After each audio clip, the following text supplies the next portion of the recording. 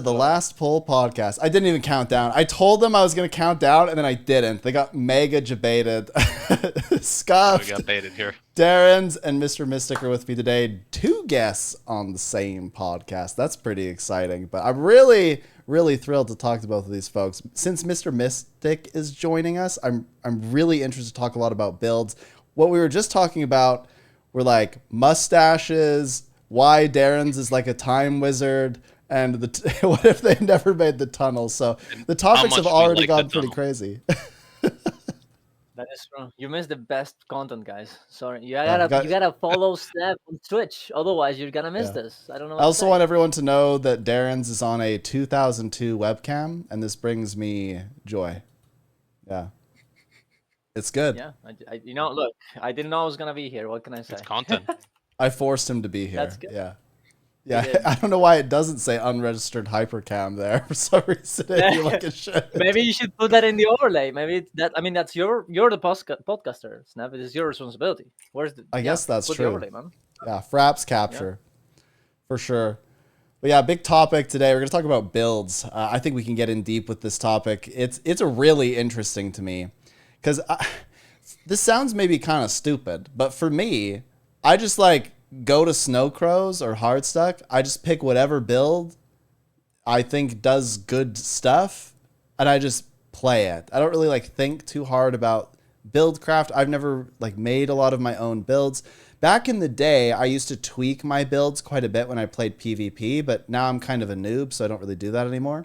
But I used to do a lot of that stuff in PvP, but not much in PvE. So I guess one of the first questions I want to ask Mr. Mystic in particular, actually, about this is, do you create all your own builds?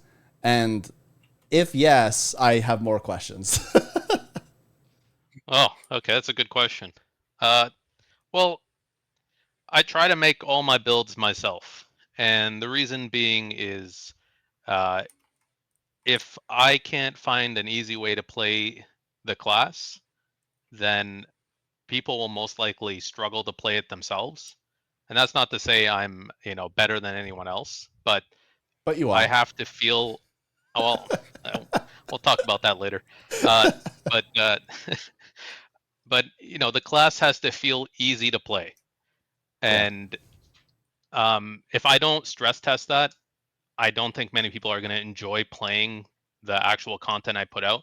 Now, I do talk to some people behind the scenes, some people from Snow Crows, who do help me out on some of these builds, right? Because I don't know everything, right? You can't know everything, but I do generally just go in there into the golem nonstop and just try to figure something out that works. That's just my process. So you do all your own benching and everything too, then? Yeah, it's a long process. I get really hyper focused and I just get in there and start seeing what works, what doesn't. It's a lot of fun. Honestly, I enjoy doing it. It's some people like doing the tunnel. I just like hitting the golem over and over again. So that's how I get my enjoyment. Honestly, I just live inside the golem. It's funny actually, because I have some family sometimes who come over and they say, "Why are you hitting that same kitty over and over again? What are you doing?" Like, it's basically a disorder at this point.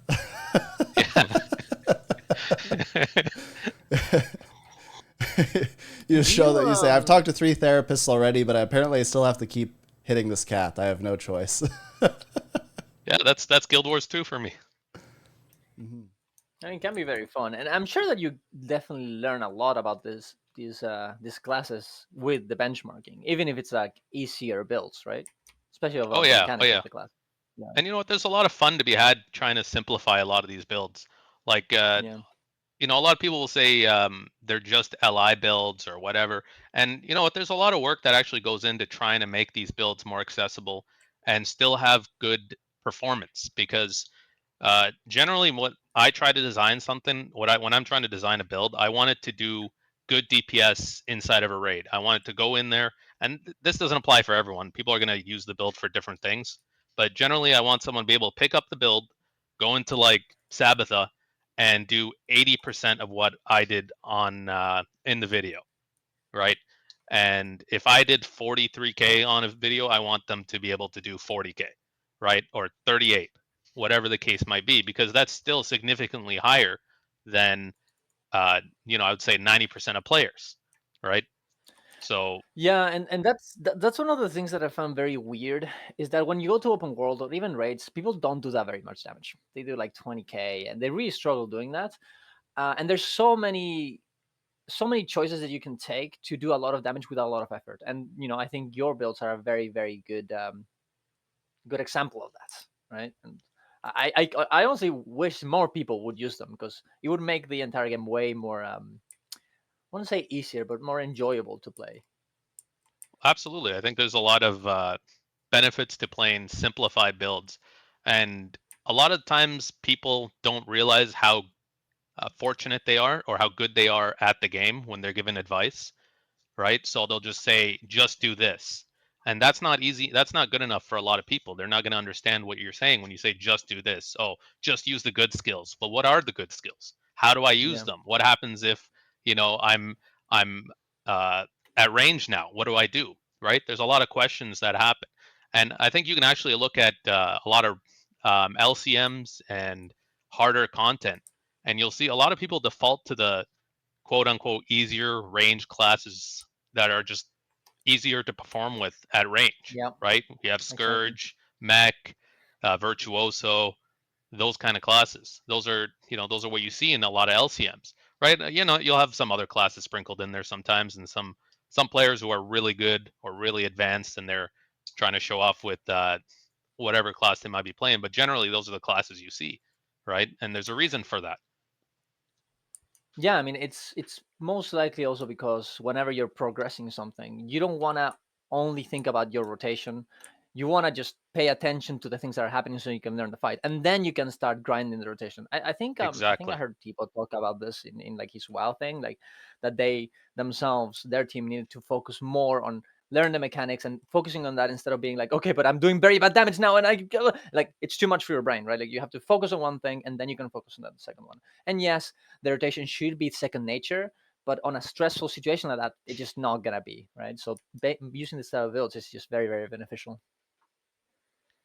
Absolutely. And I think sometimes a little bit of ego too. A lot of people they don't want Yeah, to be seen as being playing with an easier build. You know what I mean? Even yeah, if they're doing yeah, better with that build versus, whatever uh, hard build they think they're playing, right? They'd rather play the hard build rather than use the easy build because they don't want to feel like maybe their skill level isn't where it needs to be. yeah. I think I don't know if you've seen this, but this happens a lot in Dragon's End. There's like people are almost failing, or maybe they barely make it, and the top DPS is a Deadeye pistol thief, and people are like, "Man, oh, I hate. How are they doing more damage than me?" And like they're just like freaking out, and it's just so weird. It's like, dude, we made it, and you did less damage than them. I don't know why this is like such an issue. Like, you should be happy that they were here. Yeah, yeah. You know what? Everyone plays at different levels. I don't knock anyone for not being as good as someone else or anything like that.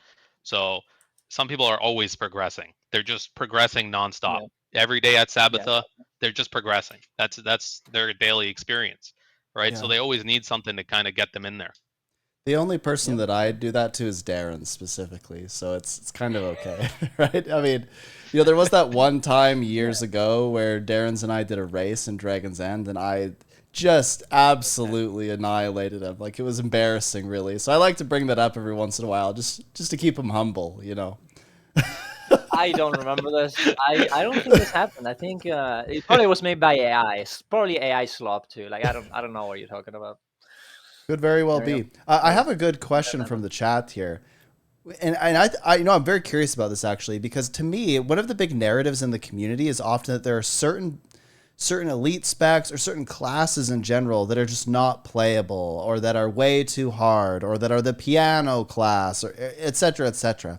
So are there any professions or elite specs that are the most difficult to build craft, given what you do, try to simplify things and et cetera? Oh, absolutely. Absolutely. Like I'll give you one for example that's been just driving me insane. It's been driving me nuts, and that's Bladesworn. Okay? I keep getting comments about, "Hey, do you have a Bladesworn build? Do you have anything, going on?" And I've sat in the golem for a very long time trying to simplify this. I've talked to some guys from Snow Crows as well, and said, hey, what can we do to simplify this? You know, there was a discussion in my Discord actually where Mazel came up with something. He's another content creator. I don't know if you heard of him, but he also does kind of something similar. Great builds over there too, by the way. But we all kind of came up with something, and it still didn't feel adequate for enough people, because it's just the way you have to play is very specific, and Bladesworn's had this problem for a while where it's been overcomplicated, right? And I think a lot of builds suffer with that. For example, Reaper's been kind of overcomplicated now. You have to use a bunch of different things in Shroud, whereas before it was just Shroud 4, auto attack, Shroud 5, and you leave. But sorry, I'm going on a tangent here, but yeah, Bladesworn is just really difficult to design because the way it plays is very specific. You have to play in a very specific way. There's no leeway for you to play any other way. You just can't. If I try to simplify something, the damage is just gonna be nothing. You might as well not play it. You might as well just go auto attack on Thief or something, sit in the tunnel, and just your damage will probably be higher. Are there any others? That and Patha Relic. Patha Relic's a pain to kind of design around. Oh, yeah. Even though you can use Mist Relic. Mist Relic is actually not as bad as some people say it is. It's a decent relic for Bladesworn, right? I've benched within. I've got pretty close to the bench on Snow Crows with it, but it's still not as good as Patha or Claw. Yeah, I have to admit, I was almost certain you were going to say something about like Weaver, but you didn't. So do you think that all these comments about things like elementals being too difficult and whatever, do you think those are largely overblown then? Yes, I do think. I don't think elementalist is hard. I think if you want to maximize the way elementalist is played, it can be, but Ellie is generally actually very easy to play. I mean, I just uploaded a video with the Inferno Elementalist, does almost 44k, and all you do is you sit in fire, okay, and you blast away. That's it, right? So, I mean, that's still a Tempest, it's not a Weaver, but there are other builds on Weaver that allow you to do similar-ish damage, and all you do is go back and forth between air and fire, right? So, I don't think it's a difficult class to play. I think actually something like, if you want to talk about really difficult classes, you have Mirage, right? Mirage is incredibly difficult to play, especially in real encounters, right? It was just made a little bit easier recently with Dunecloak, but it is still incredibly hard to play. And I have some very good players who can reach basically the benchmark, but still complain about it a lot while they're doing raids or strikes or whatever they might be doing. But Ellie, no, I don't think it's a hard class to play, to be honest. Maybe hard to survive, sure, but not hard to play. I found it very interesting too, because I feel the same way, especially about Tempest. I feel like Tempest is super, super easy. And I feel like even Weaver is kind of easy. But the thing is, I think people get kind of confused with the fact that they have to do auto attacks. I don't think people really understand the auto attacks in this game. Because they probably try to press the buttons very, very fast in their rotation, and then they forget that if they cancel their auto attacks or don't focus on having them at all times and using them, they will do way less damage, which is a bit weird in the game. I think that's why people have so much issue with Weaver, is that they don't put attention to that, even though it should be easy because it's auto attacks, and then they're not able to actually do the amount of damage that they should do, even if they know more or less the rotation. But I don't know. What do you think? Sorry, yeah, so I gotta interrupt. I was so distracted that your webcam is so bad. He's in 1998 right now. He's so in 1998. It's like Skill door is 1 now. Yeah, you've gone way far back now. This reminds me of when my dad used to make me run across the room and plug the Ethernet cable in, or the telephone jack thing, right? Dial up. Actually, Darren, I don't want you to fix it at all. It's perfect. Yeah. No, I think so. I think it's probably maybe one of the best parts of the podcast now. It's gonna be the focus on the horrible webcam. I like it. If you made videos like this, I'd watch the entire video in slow mo. What if I just that's good. What if I just go in and just get very good high quality audio, but the webcam is always the worst, like ASMR type of audio. Yeah, just But the imagine you webcam start your videos like, what's up, everybody? Darren's here. And everyone's like, it kind of looks like that. Because don't you have like one profile picture with like a pixel version of you? Like, it actually looks like you right now. That's the craziest thing. Like, it actually, if you take this and you take that, it's like the same picture. Oh, that's so funny. That is very good. That is very good. I love it. Anyway, so I had to interject because the webcam is slowly degrading in quality, and I'm just waiting for it to light on fire. I really think he is a time wizard because he's just going back in time. He just keeps going further. I'm doing it for you guys. I'm doing it to save Guild Wars 2. Don't judge me. I'm doing what must be done. Soon it will be 2005, and Darren's will be like, please keep making expansion for Guild Wars 1. Never stop. Never stop, please. Stop. I'm gonna literally go to Seattle. I'm gonna get higher barrier internet, and I'm gonna do what I have to do. Yeah. I don't know what that would be, but we'll figure it out. Oh boy. So what did I even interrupt? We were talking about like elementalists and stuff, and then Weaver and auto attacks, I think, is what I was talking about. Very nice. And yeah, I mean, how did you even get into content creation, Mr. Mystic? Like when was the timeline? So this was a couple years ago, and originally I think this was, I don't remember when, to be honest with you. I've forgotten if it was before or after COVID. I don't know what's going on anymore. But at some point I had a group of friends. We were in some kind of guild. We were just starting with raids and that kind of stuff.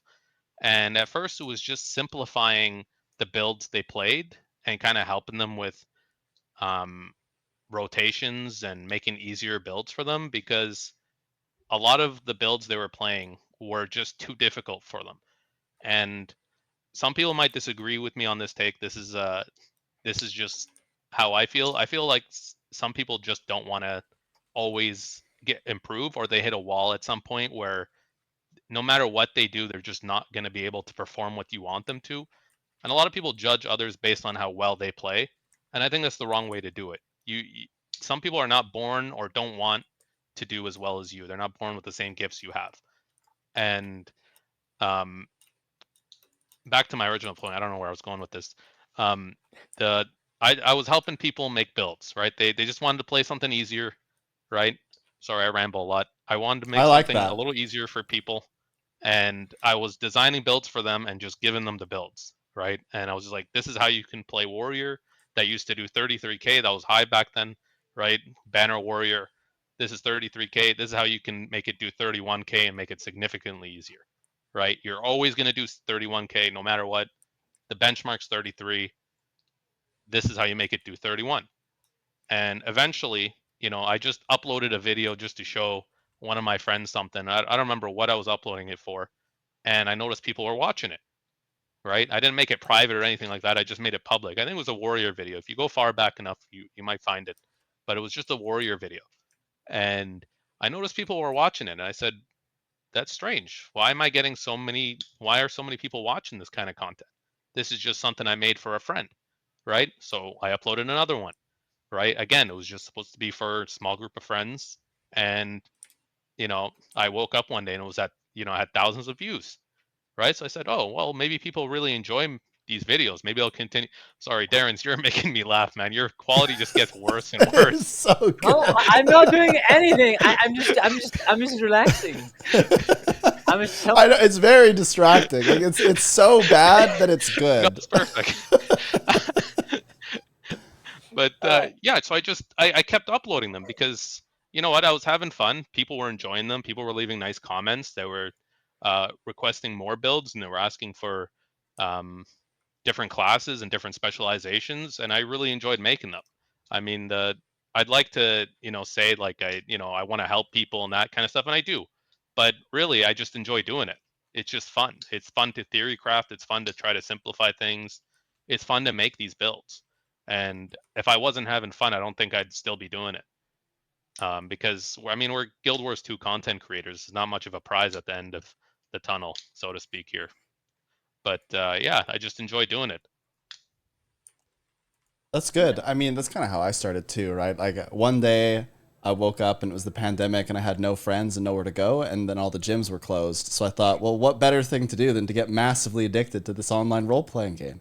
So then I just played I was playing a ton of Guild Wars 2 at the time. I started doing a lot of Drakkar, and I was just doing like memes. Like I was just having a good time. And then somebody told me I should stream it. So I was like, yeah, whatever, man. So I did. And I remember my first stream, I had like 3 people watching, and I was like, this is sick, 3 people, right? Like I thought it was so cool. And I was like, I'm just going to keep doing that. And then within like a month, I had like 15 people. And then I was like, oh, 50 people, this is so sick, right? And then one day, somebody said they'd give me a chalk infusion if we could beat the world record for Drakkar. So I went on Reddit and I like, and by the way, like I thought they were legit because they were somebody that'd been in the stream a lot.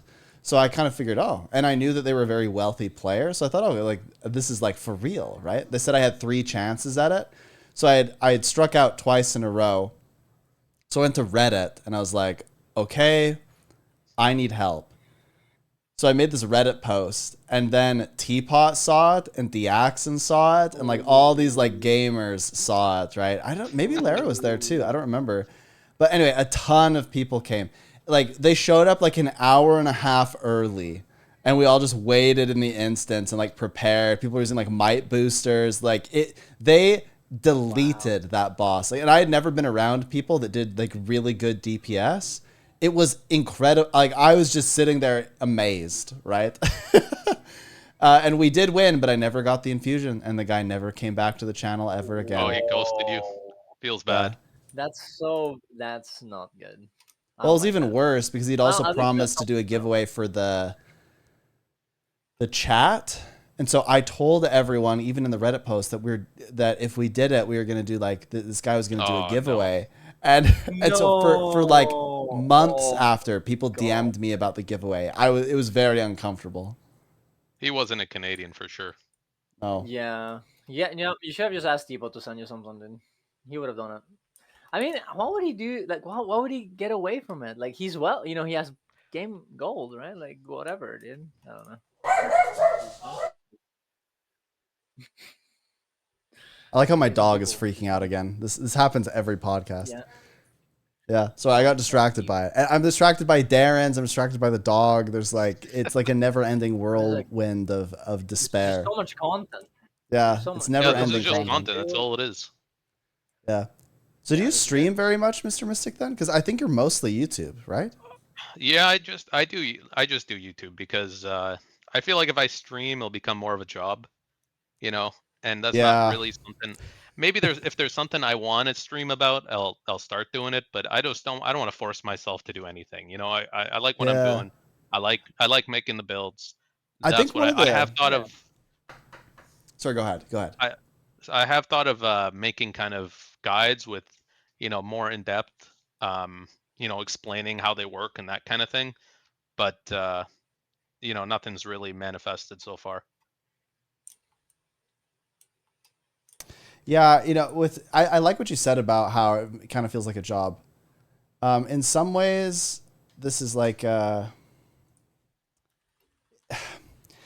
you feel like if you don't stream, that you're making a mistake, right?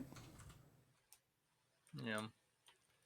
You're kind of like compelled to stream consistently or not stream at all, which is a little bit, it can wear on you. So you have to kind of have the right attitude about it, but it's difficult, right? It's very difficult. It's funny though, because I feel kind of similar about YouTube. I don't know how to edit very well. And so every time I go to make a video, I kind of freeze, right? And then I feel like it's a job. Like it's just this insurmountable task that I'm just bad at. And then I end up not doing it, even though I have all kinds of video ideas and stuff. There's one in particular that I really want to do. I mean, there's definitely a pressure. You're right. There's always that pressure in the back of your head saying, hey, I should be doing more. I should be capitalizing on things. I should be doing that and doing this. But really, you have to be enjoying what you're doing. Otherwise, it just, people will feel it. They'll feel that it's not really genuine, or, you're not having fun. And I think that's, you just feel horrible after you just kind of burn out. Yeah, yeah. If you, yeah, no, that's true. You have to be genuine, and if you force it too much, it's just not gonna work out. It's not gonna be good for you. It's not gonna be, and people tell. Like sometimes I think I record some videos like very early in the morning, and I'm very tired, but I have to do it because it's very big news, and I have to do it. And people are like, "Oh, Darren, why are you so tired? Like, is everything okay?" I'm like, "Oh my god, how could they tell?" Well, like, people can Yeah, tell. So yep. They know. whatever you get. I'm They surprised they know. They could know. tell with your webcam. Yeah. Okay. That one pixel looks just a little bit off today. It's a bit weird. There's something about that one in particular. One But pixel to if rule them all. if I did stream, I probably would do something like, well, I've always wanted to kind of do this with something like, I don't know if I'm pronouncing his name right, Diaxon. Yep. Yeah. But I used to really enjoy his streams back in the day. He used to just mess around in raids, and it was just a good vibe. So shout out to Diaxon. He had good streams, man. I used to enjoy watching them. Yeah. He sadly has quit Guild Wars 2. Maybe he'll be back. Maybe he'll be back next expansion. Who knows? I mean, they are It's getting very new PvE optimistic. content, so maybe he'll come back for the next game. Who knows? Um, I was gonna ask. You mentioned. No, I lost it. Snap, you got it. It'll come back. It's He'll okay. come Yeah. back to you. Yeah. Yeah. Just like, yeah, it's okay. What else? What else I got? Yeah.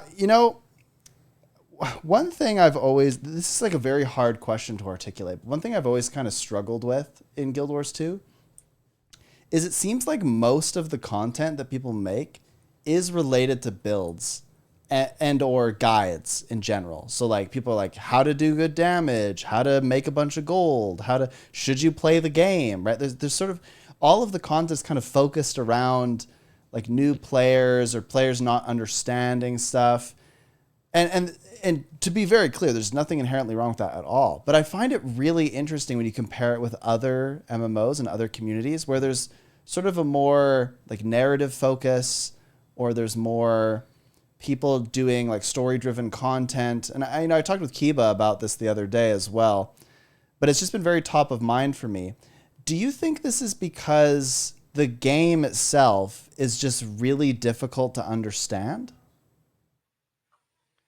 I think it is a bunch of reasons. I don't think you're gonna get completely to one particular reason, but I think if you wanted to summarize it, it's just that there's a lot of traps in the game, and there's not a lot of direction. A lot of the stuff we enjoy, which is the tons of builds, the lot of the um, the gear, all that stuff like the marauders and all that customization can actually come back to bite the game, because there is so much misdirection that a player can fall into that they need to look for outside direction. And I don't think that's necessarily a good thing, right? I feel like in a lot of other games, the gear is very simple. It's very easy to understand. There's not 3,000 boons that need to be up, and you have to understand how these boons work and how the class compositions should be in each sub. It's more straightforward. Um, it's easier to understand, and you don't really need to go outside of the game to kind of understand that. While in Guild Wars 2, I think there is so much pitfalls for players that they resort to looking outside of the game and looking for someone who might understand the game a little better to show them where exactly is the right direction to go. And I think that's why, Snowcrows is so successful. I think that's why builds are very dominant. It's because people need direction in Guild Wars 2. And um, I think there is a little bit of a lack of direction in the game to show people at least this is how you start. A lot of people don't know what CC skills are. If you This tell is them true. what Darren's knows this that is a for sure. CC skill, they go, what does that mean? What are you even talking about? And you say, that blue bar, and they said, oh, I thought that was, I didn't even know what that was, right? So there's just a lot in Guild Wars. There's a lot to learn. There's a lot to take in, and I think a lot of players don't necessarily aren't able to figure out on their own.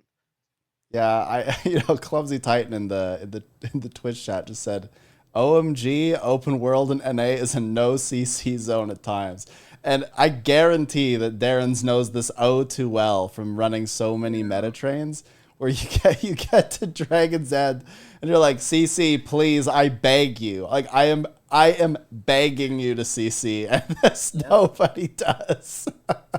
Yeah, the worst part is that that doesn't happen in Dragon's End, but if you go to Dragon's Stand, the CC bar, it goes like this. It's so fast. It's like I do think it's weird, because I do think the concept of CC is pretty common in video games, but that doesn't mean that you know which abilities do the CC, and you don't know also what it does in the game. Even if you have the bar, how are you actually gonna know that it's gonna work Yeah. this way? And people are gonna get confused, right? I And think even the tooltips aren't always right.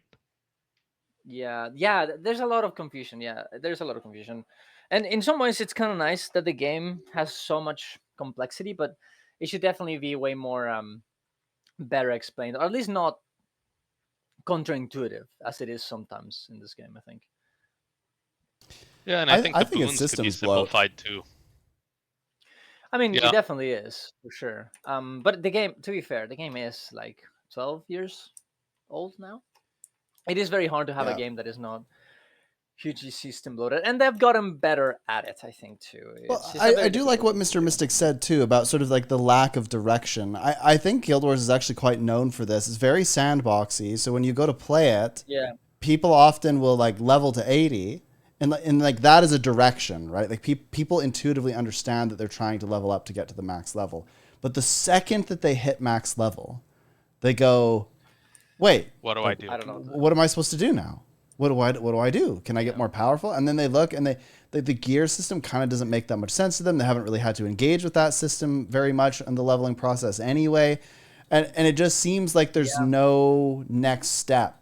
I mean, the game tries to tell them, "Oh, like go try fractals." And I think that's actually why a lot of people play fractals, even at T1, right? But I also would argue in the same vein that a lot of people just sit there and they go, "I have no idea what to do next." And then that's when they start going and looking for like help on how to play the game at all. Yeah. Yeah. And I was thinking about something similar a while back, and I actually found a screenshot of one of my characters, and it reminded me of what I was thinking at the time, because that character had every single gear combination you can think of. It had marauders, it had knights, it had all these different things that I just found and put on. And you really don't care what anyone says to you outside of the game. You just think that you found good gear because you don't know any better, right? Someone tells you, "Oh, you should be using berserker," and you go, "Well, why? Why should I be using berserkers? Why is marauders not good enough?" Right? And I don't think and the that game is concept telling is you. Yeah. The game is telling you that you just got it. Like, it should be better. Why shouldn't it be? I didn't have it before. I have it now. It just makes sense, right? Yeah, and you have no way of really knowing what you should do next. What should I get the berserker's gear? Or should I stay with what I have now? Because this knight gear is making it so I can survive, right? I'm doing 1k DPS, but I'm surviving. Yeah. There's just not really any way. And that's another thing. Like, how do you know that doing damage is good, or that having boons is better? There's not really a lot of games that work like Guild Wars 2 in order to like compare them to and be like, because like in other MMOs, we don't really you don't really have things like boons and all this other different type of stats, and these interactions in builds. Like, realist in WoW, you don't really have that many builds. There's like, even I think right now we have like a few more because of hero towns, but for a long time it's just been, hey, you have the spec, that's the build, you just go. Maybe you have like one or two specific options, but there's really not that much to it. After the build is made, there's a lot to it and there's a lot of complexity, but not really in you can't really make a mistake in how you make your build or your character. In Guild Wars 2, that's just not the case, right? Yeah, in Guild Wars 2, actually, here's a new video idea for you. Maybe you've already done this, actually. make the worst build possible. Like, what actually is the worst build in the game? Right. So I did something similar for a while, and I scrapped the idea. Okay, where I would bring these horrible builds into raids, just the worst builds ever. Like, and it got to the point where I said, I'm just trolling the raid community at this point. Like, I had one where it was like trap ranger or something like that, where I just leave traps and run into the corner.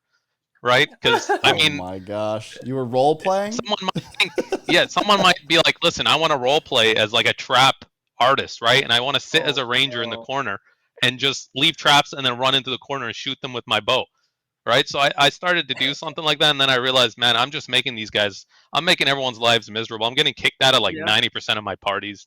I'm not doing this. Yeah. I mean, it's a good idea, but yeah, that's horrible. Wow. But yeah, I did attempt something like that. Yeah, I want to know what the least impactful build in the game is. That's what I want to know. Like the absolute worst, like does nothing build. It probably would have to be like a healing build with full like damage, like specs, like and traits and whatever, and you just do nothing. Like like you just try and heal, but you do, and like, you have all these like full givers, right? Oh man, yeah, well, if you're gonna heal them. Well, yeah, no, but you full givers, but you're like trying to do DPS. Yeah, like a full givers mirage or something. Full givers mirage. Yeah, where you don't dodge at all. With rifle too. Yeah, with rifle, exactly. There you go. Yeah. Well, let's assume that you have to have all your gear and weapons and stuff. Like you have to make the choices. Yeah. You can't decide to be nude, right? Like that's not an option. Wait, so is your gear good or is it bad? Can you have bad gear? No, like you can pick the wrong gear stats and relic and all of that stuff. Then I think it'd probably be like some rifle mirage that just does nothing. All mantras. Rifle all mirage. Mantras. That's very good. Yeah, that's very bad. I do think like a better concept is to just play. Well, I guess it always would work, but like just play only very very easy builds, like one button builds, and your top DPS at literally every raid, every strike, every meta, and you're like, yeah, I mean, you're just like they're pressing one button, right? Like I think people would absolutely love that, right? And the other thing is, you don't necessarily need to have the builds to be simple. And what I mean by that is, people really like patterns. People really enjoy patterns because humans are great at pattern recognition. That's how we work. In our lives, we see things all the time and we start to associate patterns with them, right? So I find when you give someone an easy pattern to follow, they tend to latch onto it and it becomes easy to them, right? Even though the build might actually be a little more difficult than what they're used to, as long as they have something to follow, they're able to do it. For example, when every time you click 3, click 2, right? I'm just giving an example here, but that's something for your brain to latch onto, right? So now I'm clicking 3, well now I got to click 2, right? And that's how I kind of build on these rotations. So would you say, because to me a good build in a game is one that gives me that pattern, so I feel satisfied when I complete the pattern. So could you even say that maybe some of the builds that happen in Guild Wars 2 are maybe badly designed, and that's why you have to go in there and change the build in a way that the pattern is intuitive and it's fun to do? Yeah, I'd probably delete half the classes in the game, but no, I'm kidding. No, I think there are some classes that people confuse with hard to play or more satisfying or difficult with more badly designed, right? You can have a class that's difficult to play, but it's also badly designed. And I notice a lot of people get a little bit upset when the class they've been playing for a while kind of gets these upgrades or quality of life upgrades, right? And maybe it's kind of like, if I'm playing the class badly, I want you to play it badly too. You're not allowed to play the class easy. I had it horrible for 5 years, so now you're going to suffer type mentality, right? But there's definitely classes that I think need a change, and I'll give you an example, and it's Catalyst, right? When ANET made the change for energy for the quickness, everyone loved it. Pretty much universally, everyone loved the fact that they had no longer had to worry about quick energy on quickness Catalyst. But now, if you change the trait, you have to play the class in a fundamentally different way. And I don't think it's necessarily the best design to have to worry about energy and cooldowns and, you know, weird artificial limitations. I think they can be fun. Limitations can be fun for sure. But I think they have to make sense and they have to be fun and engaging. I don't think having the energy mechanic on Catalyst is necessarily a fun thing, but that's just my opinion. There's a lot of people who absolutely love the energy mechanic on Catalyst. So that's just how I feel. I feel like there's some classes that are more designed badly rather than harder to play, and people just don't want to engage with that. Yeah, that makes sense. It's interesting because in other games, I think in other MMOs, the design of the class and the way that the class is played is very, very deterministic. There's not really different ways of doing it.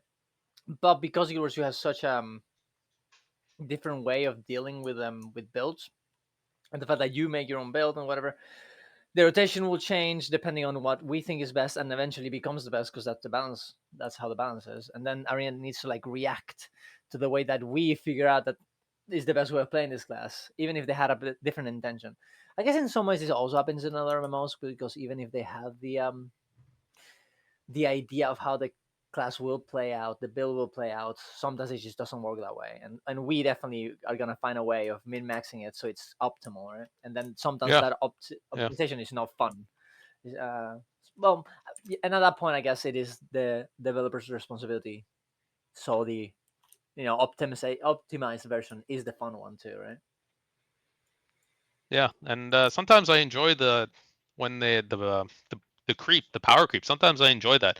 I don't think it's really healthy for the game, but I think it definitely needs to be toned down. But when Scourge was 50k, that was a fun time for me anyway. Yeah, when Scourge could use Epidemic and just destroy everything, that was a good time. The Epidemic. That was a good time. Oh yeah, and I think that's a big mistake a lot of people make is that they make these classes more boring to balance them. And I don't think that always has to be the approach. I think you can have classes that might be a little insane, like, for example, the way Firebrand used to play or whatever, as long as they're fun, right? And they're not fundamentally breaking the game. And Transfusion, that's another one that kind of gets talked about a lot in the community. I think I was lurking in Teapot's stream and there was someone they were posting some kind of unhinged complaint about necromancers, right? Where they were saying necromancers are worse than ever. And I don't think that's true. I think that's a little bit dramatic, right? Necromancer's in a great state, but I understand what they were what they were getting at, which is, every patch kind of Necromancer feels like it's having its identity kind of taken away slightly. You know, you go from not having transfusion anymore to now it's just kind of like a staff skill. So I can get kind of the complaints there where, the dumbing down of the classes, which makes it more balanced. This is way more balanced than transfusion ever was, just to be fair. Like this is much healthier for the game, but is it more fun? Is it more enjoyable? And I don't think so. I think Heal Scourge is in a worse state than it was last patch, to be honest with you. Because the pulsing was very strong on the F4, and now that's kind of taken, and for the health of the game, that was kind of taken away, but it left the class feeling less fun and not as effective.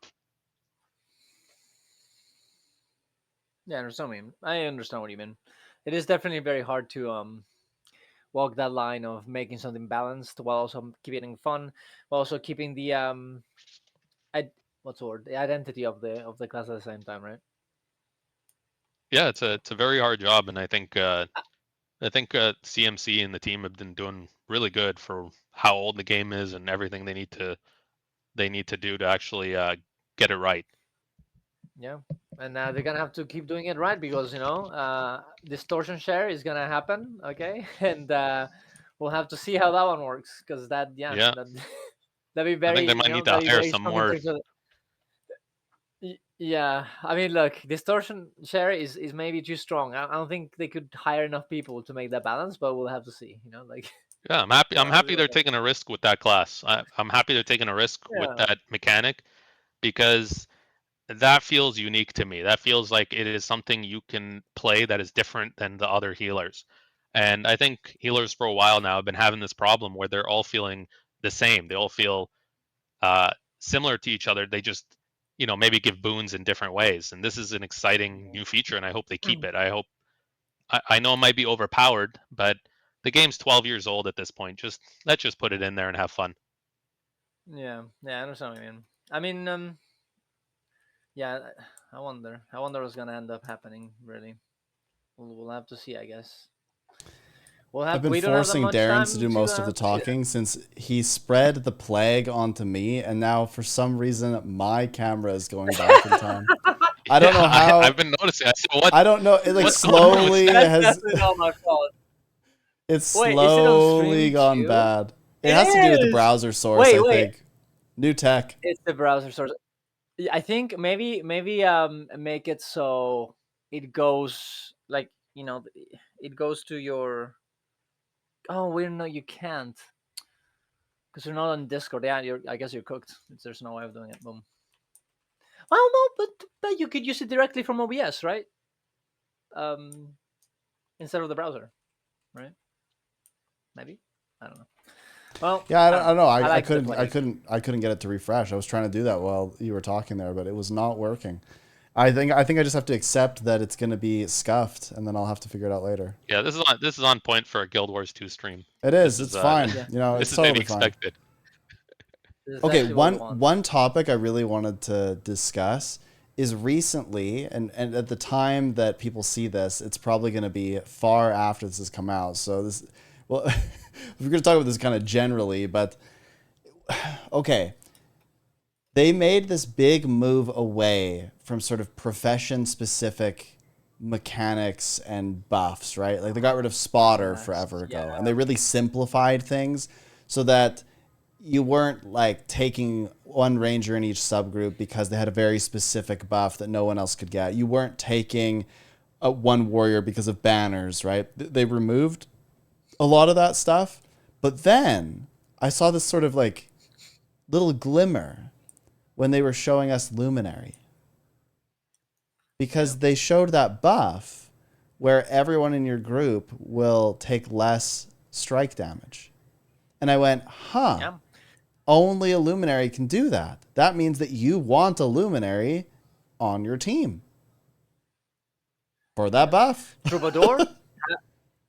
Troubador has the signet, right? The signet inspiration, 3 more seconds on every boon. That's also another thing. Plus, Artist Torch, right? That's another one.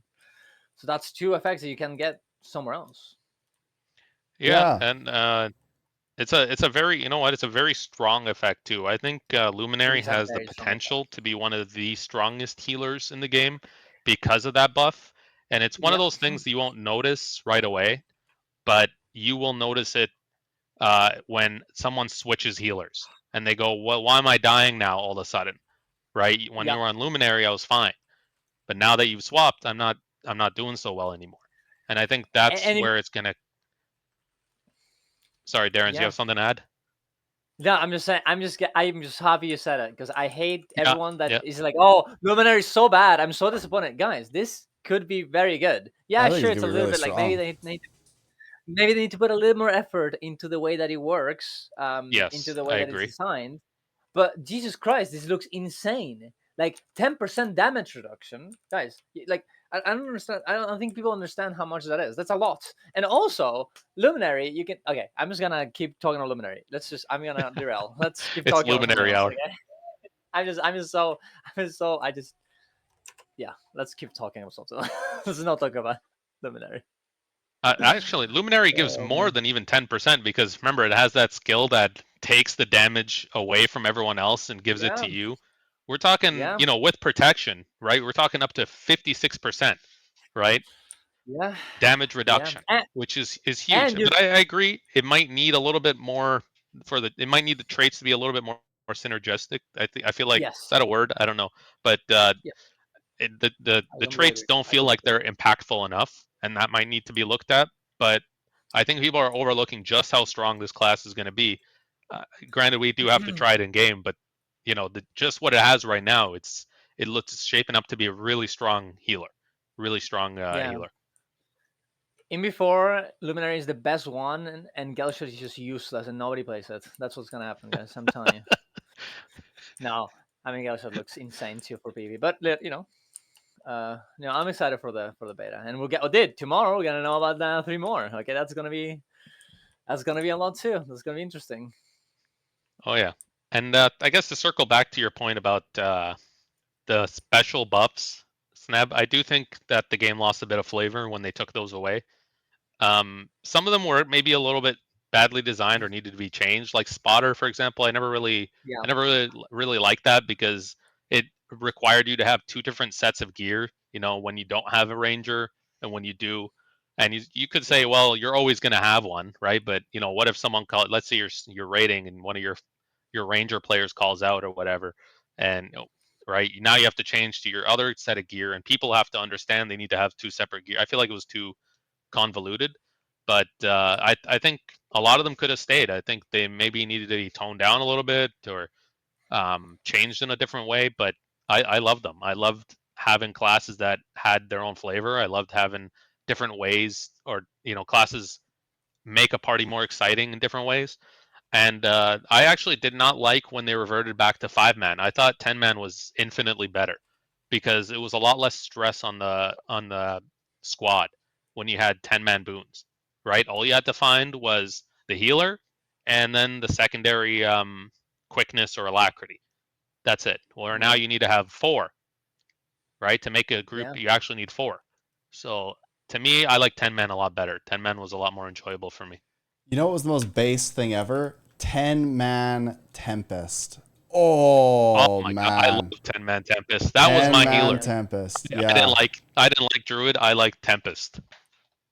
Yeah, 10-man Tempest was amazing, and rebounding for 10 people was fantastic. Oh yeah, it was. Like Tempest was the good underrated. Stuff. It was insane. It was one of the most powerful things ever when everything was 10-man. Like, you'd give the shouts, everyone had auras. Like, it was incredibly powerful. You could really carry on a Tempest. Yeah, and a lot of that's been stripped away now with 5-man, but I would love to go back to 10-man. I know it's probably too late for that now, but I would love to go back to 10-man and try Tempest again and all those different classes that really shine. Well, back in the day, wasn't it such that not many people had the boons? So what would happen was like you would have like a dedicated healer, and then I think Rev had to give a lack, and then you got like banners from a warrior, and quickness came from, I actually kind of forget, it was like Chrono or something. I don't even remember. Yeah. I mean, you had more ways of setting up your party, I guess, because you had that extra leeway. You had more ways. You kind of had like a flex spot for someone to just be a straight up healer. Yeah. I mean, it was definitely some positives for sure. I think maybe the reason why they didn't go for it is because they wanted more people to play other classes and not be stuck with one class every time. But I think that was just mainly a problem of balance back then, of having 2 strong classes. I'm not sure if you would have that issue that much anymore because of how many different types of classes can provide different, like, well, I guess maybe the same things. I do think like the special effects, the special what's the word, like shared effects like spot or whatever, they're mainly bad for the game whenever they are something that is necessary, not something in terms of utility or optional, right? Like spotter is needed because you want to do more damage. It feels different than just having a little bit more damage reduction or whatever, right? Whenever it's literally you do less damage, if you don't have this, you feel very bad, right? It's the same as like having a bad quickness or antiquary in your subgroup. You drop it and you're like, you hate your life because now I don't know if you remember, there used to be fights over who used to get spotter. There used to be, if there was one ranger, people would get very upset, if they didn't have the ranger, especially the berserkers. They would get very upset if they didn't have the, people would threaten to leave and say, I'm not raiding today, I'm leaving. You know what? If I don't get spotter, I'm just done. I'm not raiding today. So That's so it, interesting. Damn. it definitely was very fun back then. That is interesting. Oh, you like that? You like people wanting to leave your squad? Mystic. No. I personally I don't like it, but it was definitely, it made for fun content. Yeah, no, I agree. I understand. Yeah. What I wanted to ask you? I wanted to ask you. Have you seen the WoW one button rotation thing? Which one is that? How there's in like World this of new Warcraft you thing. can just do like one, you press one button, it just does the rotation for you, essentially. Yeah, you just press the one button over and over again. Yeah. Oh, I guess I can explain a bit more, and you can tell me what you think. But yeah, in WoW, how it does, like what they did, because like they could have LI builds, they could have, but instead they decided, what if we just make it so you press the button and it automatically goes to the rotation for you, and it shows you the buttons that you're pressing, and it goes for it, and it has a little bit of a penalty, so you don't do it all the time instead of playing the game. But what do you think about that idea? Like, do you think Guild Wars 2 would be better if I had that instead of LI builds that we have right now? I'm not sure I like that idea, to be honest. But at the same time, I don't think rotation should be that hard. I think Guild Wars rotations need to I wouldn't say need to, but I feel like they're overcomplicated to get the damage you want.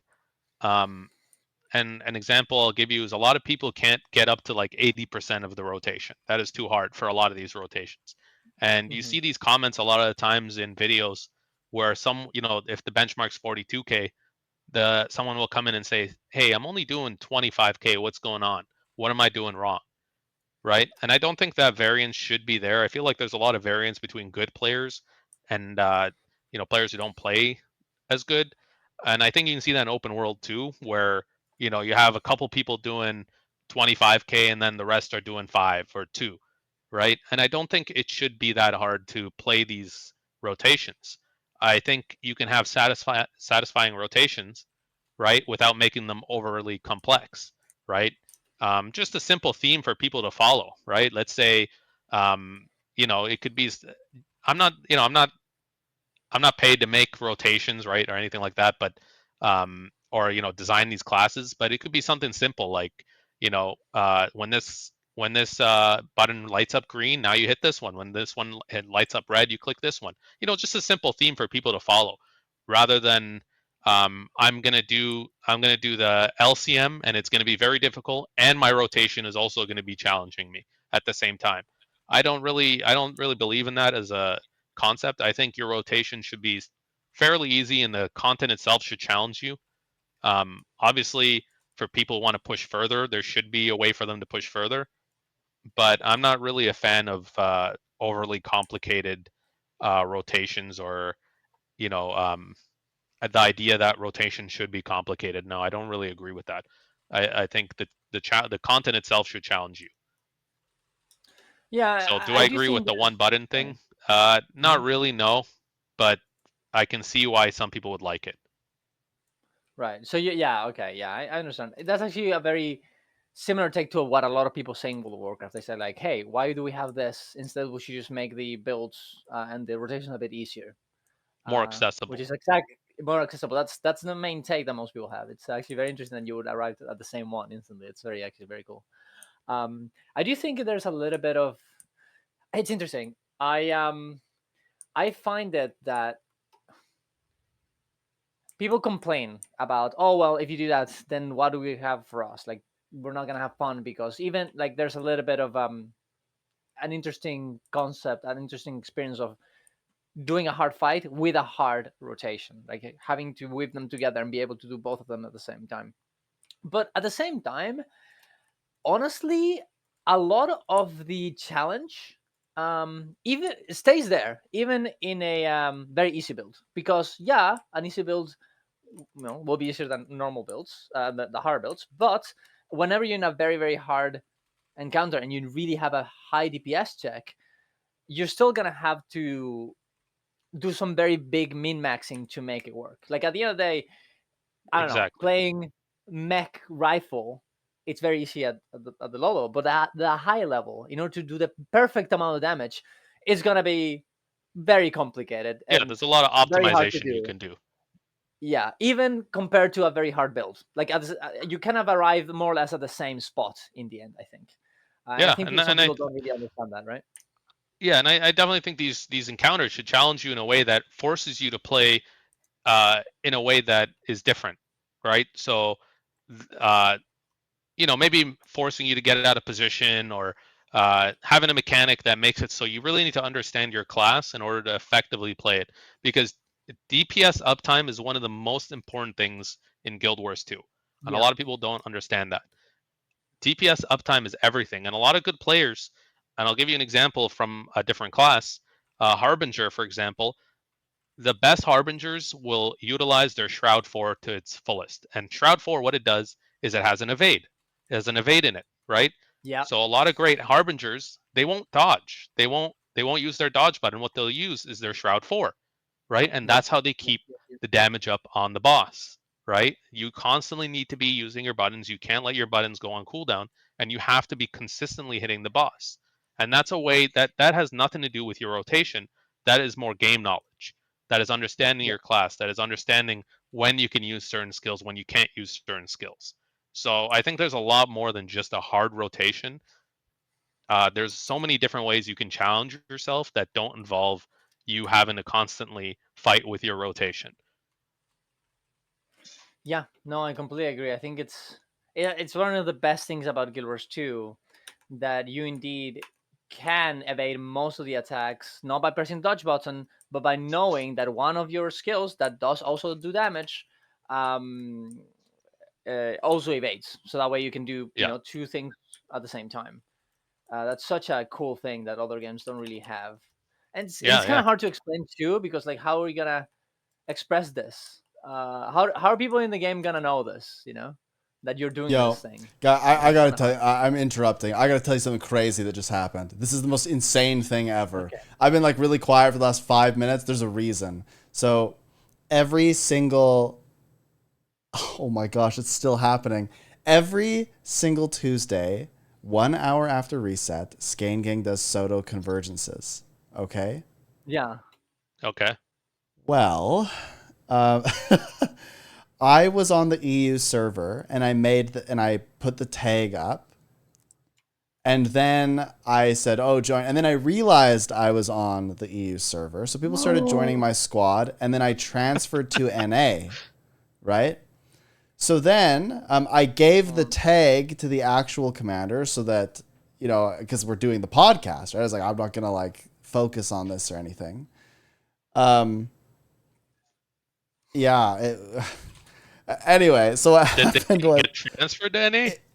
Yes, but the LFG is bugged. There's an insane bug where when we post, it goes into the EU LFG. So then we waited I thought it was taking forever. It took us like 40 minutes to get the squad together. I was like, what the hell? Like, it's taking forever tonight. It's because people were joining at 3 a.m. on EU, and then they're like, oh, there's like a network connection error. Why can't I get in? Yeah, and so now we have 40 people in the squad, and it's completely bugged. They're all from EU? No, they're all on NA, but we had 15 from EU, okay. So we're still waiting. It's been like over 25 minutes of us like trying to get in here, but it's not working. Yeah. That's so That is an insane bug. Yeah. Maybe we have to disband the squad and the remake. Yeah, I think that's your best course. Yeah, you gotta. That is crazy. Yeah, we posted. This is insane. Like the fact that it was going. I gotta tell someone about this. This is crazy. I've never seen any kind of bug like this before. Does anyone see you in LFG? No, like on NA, we are like. Our LFG posts are like distorting time and space and going across the world. I don't know what to say. Yeah, you're memed. You're absolutely memed. You're gonna have to I guess you're out of luck. Start over. Yeah, probably have to make a new character.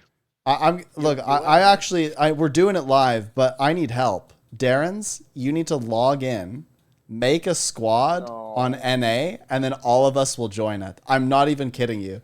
And then you can pass the tag to one of us and not play. Okay, I'll join. You can merge, right? Surely that'll work. Yeah. I don't know if I'm in NA or NA. We are all going to leave and then join Darren's in the NA LFG. And then he will pass tag, okay? We're gonna save the run live. I know that's crazy, but wow. Yeah, I was wondering because one of the interesting things about having like a big community is I feel like this sense of obligation to make sure that things happen, right? Because otherwise, like everything could fall apart, and it just so happens that I was the problem here. Where did you post? I mean, you effectively did the same thing to the NALFG. Yeah. Yeah. I mean, thankfully, Skynegang, is how you say it? Skane. Yeah, I mean, you've been doing really well. I've noticed the server's just getting bigger and bigger. I don't know how you're managing to take care of all that. It's the moderators. I do nothing. I'm useless, really. I think I actually feel really bad. I think I ruined the convergences tonight. I actually think I did.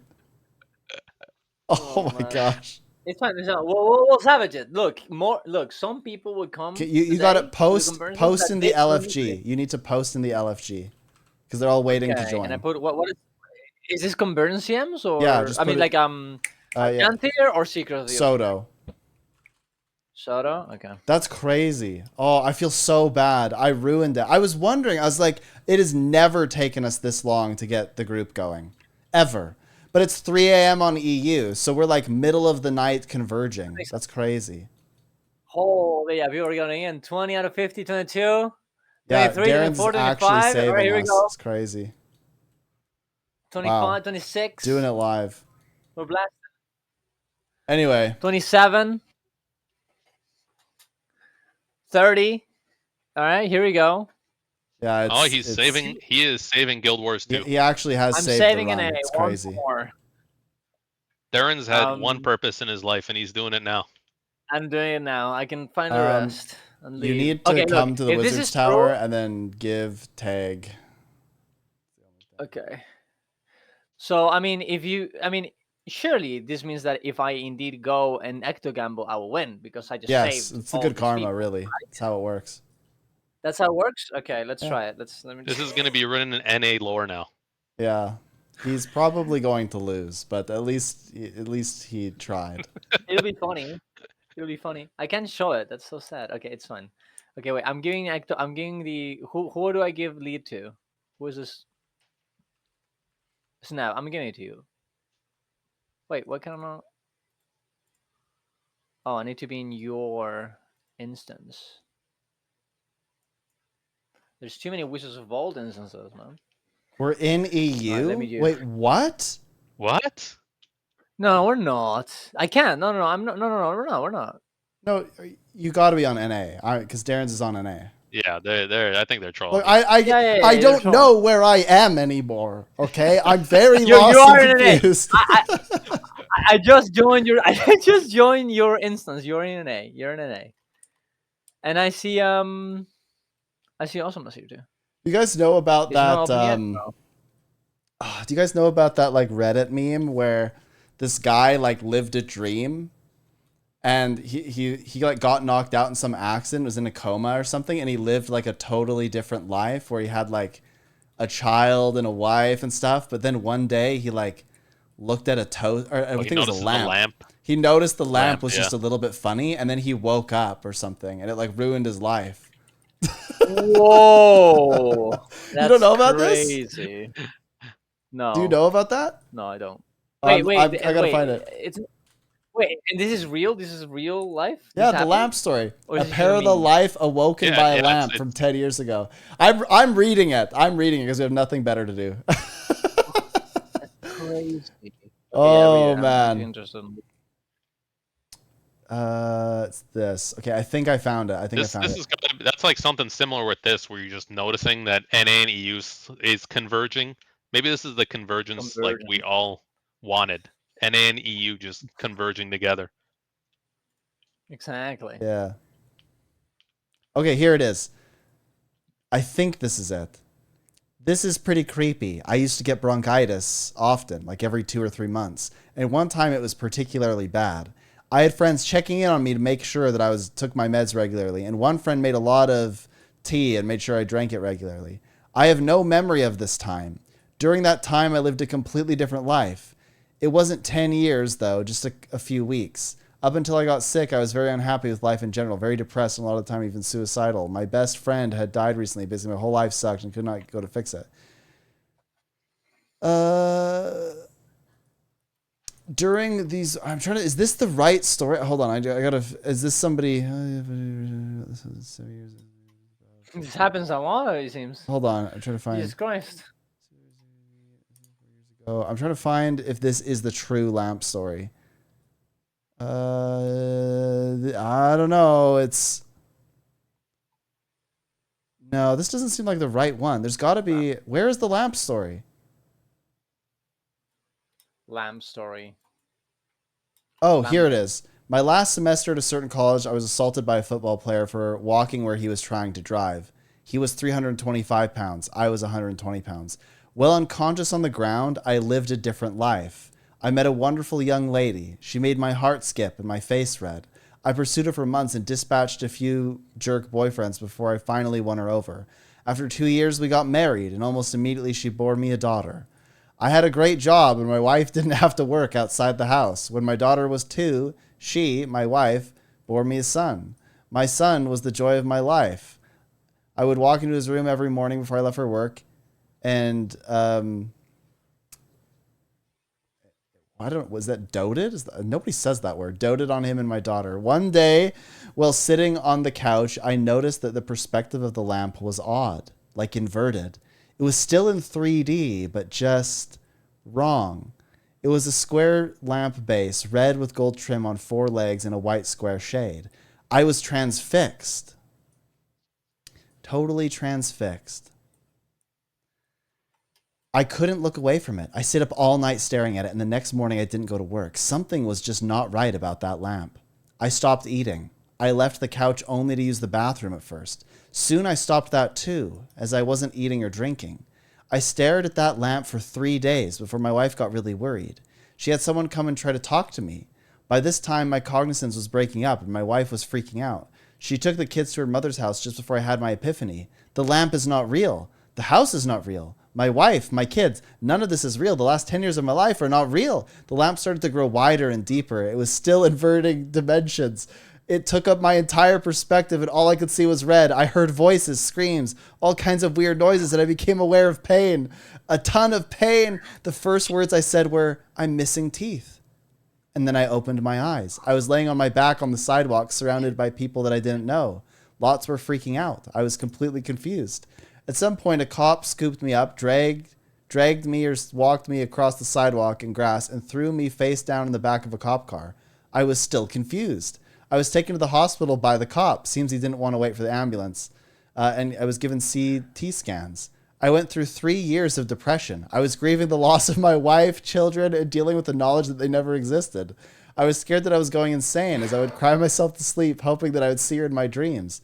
I never have, but sometimes I see my son, usually just a glimpse out of my peripheral vision. Oh my God. He is perpetually 5 years old, and I can never hear what he says. Yeah, that's the story. This is the story. Bro, this is horrible. crazy. That's horrible. That's so bad. There you go. This is horrible. And that's how Sneb felt when he tried to converge and he couldn't.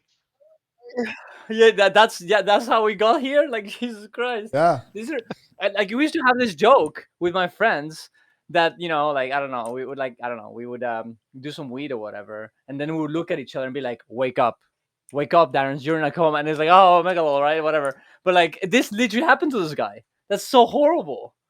Oh my God, I don't know. That is, it freaked me out. I'm gonna, dude, it's messed up. Wake up, guys. At any point in time, Darren's, your entire Guild Wars 2 streaming career could be not real. right? Like this could all be a dream if you look at the lamp. Oh my god, right? I will be saved!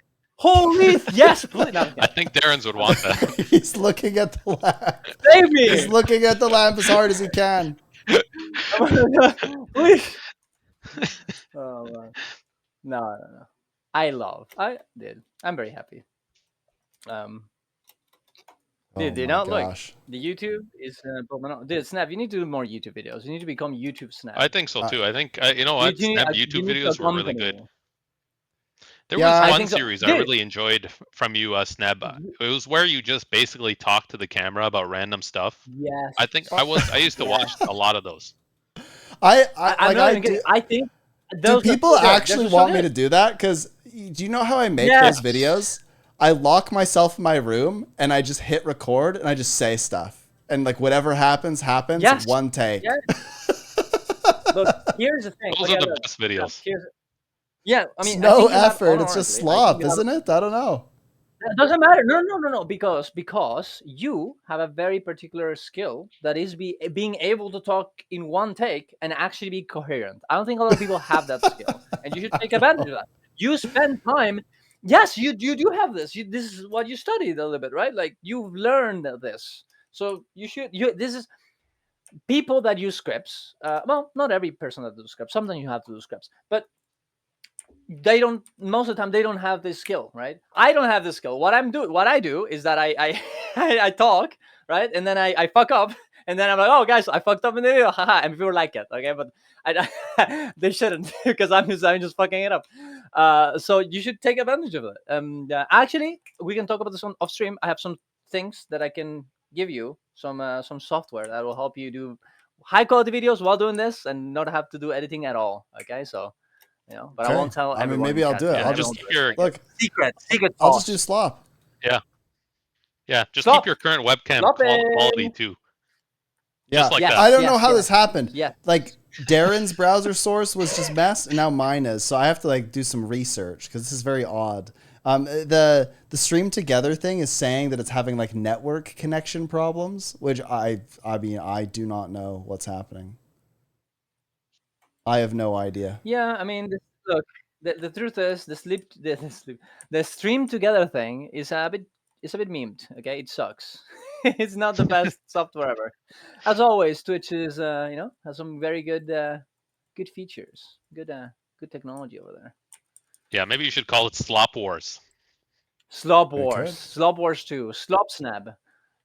Wait, Slop Sore. Oh, Slop Sore. Yes, oh my gosh. Snab. That's so good. You need to rename your YouTube channel to that. Slop and people then can complain because you literally have it in a name. Slop Sore. Yeah. It's not false advertising. It's just advertising.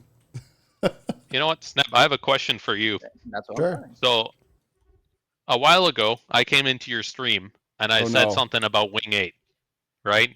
Oh no. And you made the comment. You said, I always had hope for Wing 8. I was always a Wing 8 believer. Okay, I never stopped believing in Wing 8. Okay, even when everyone was saying it would never happen, and I was just stupid for believing it, I never gave up hope. Right? Yeah. I came into your stream and I said Wing 8 forever or something like that. I don't know what I said. I said something, and you said I would, if Wing 8 ever comes out, I would pretend to be it was you. It was you that instigated that, wasn't it? It was. I forgot that it was you. You're the reason I had to roll on the floor with the Vaseline. Oh my God. I can't believe I forgot that it was you that actually instigated all of that. Holy.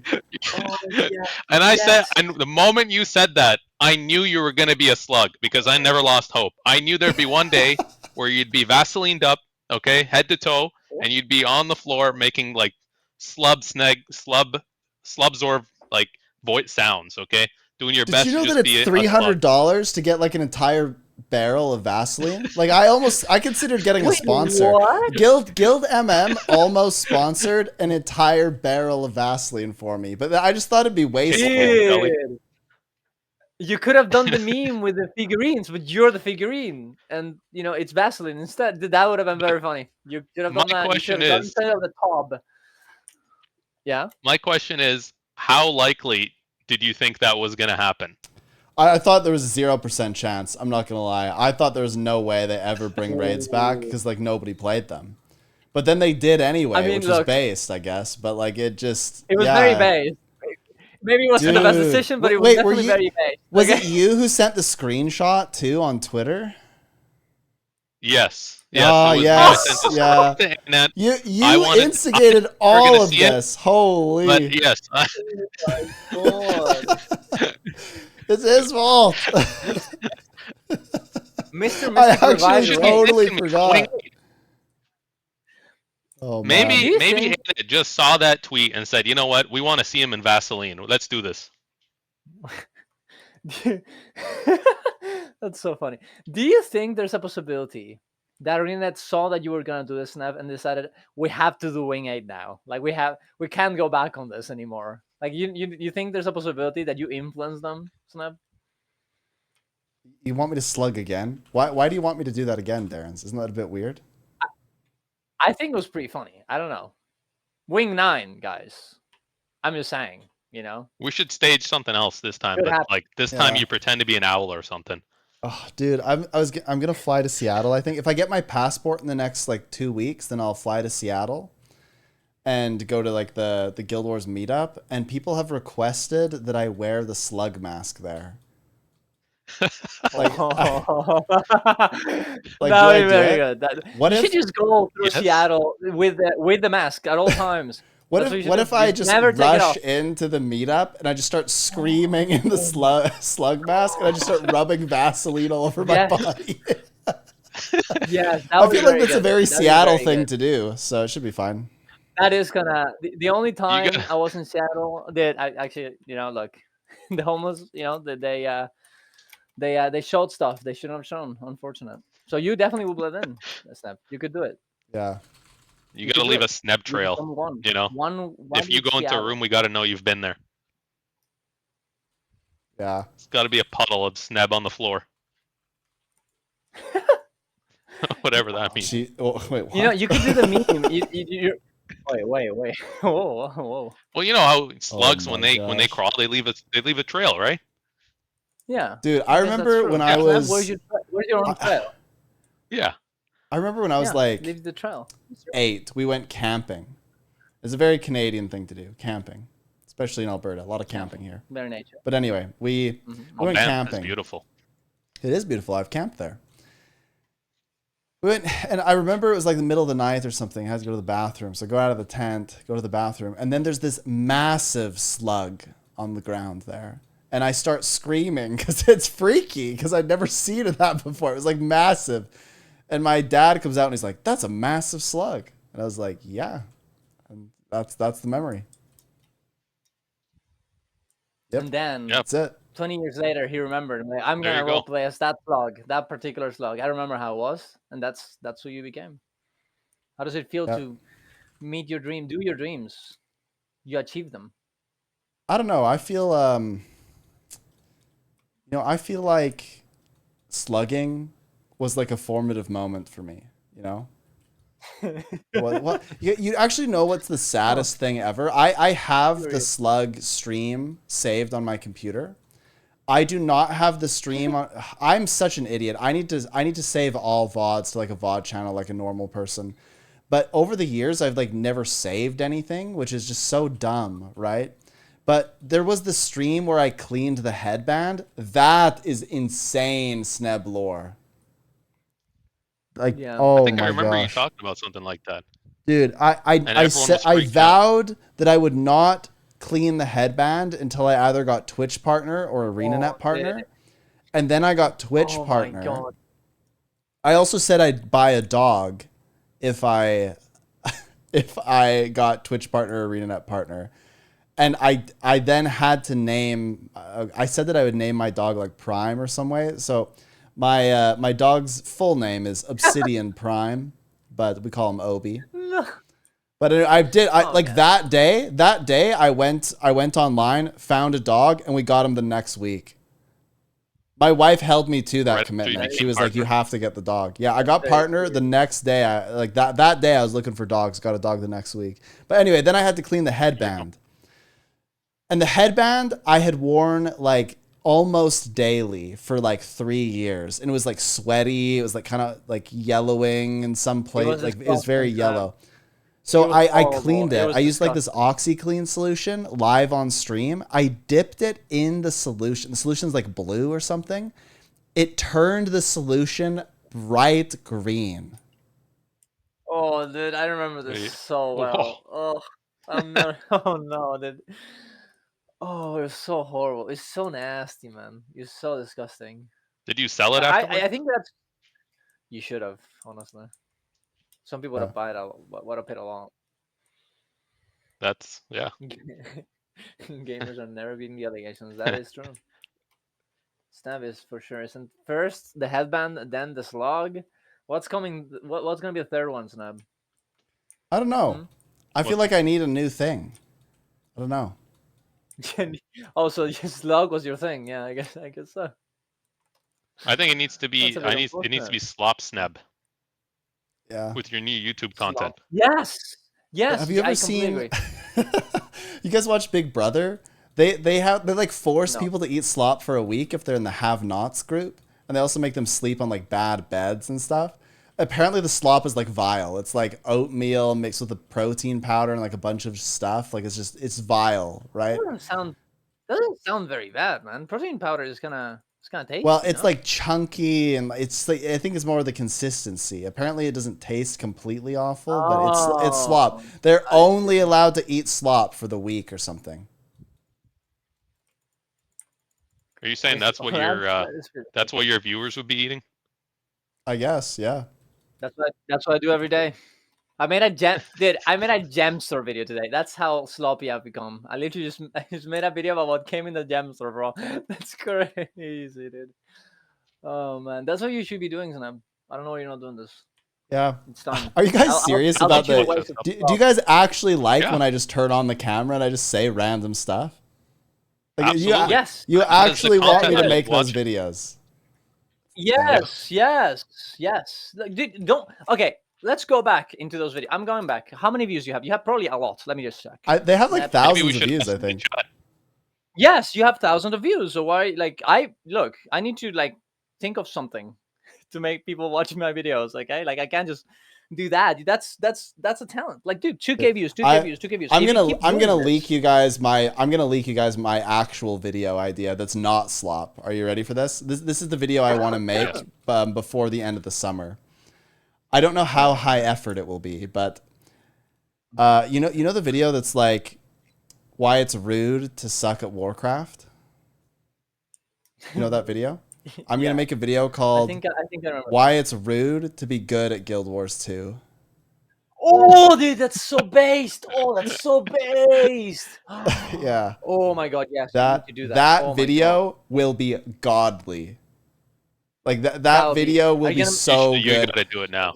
Yeah, like I can't really. I don't have a lot of time until like August 15th, but then I have a week where I think I could go hard at making it. Yeah.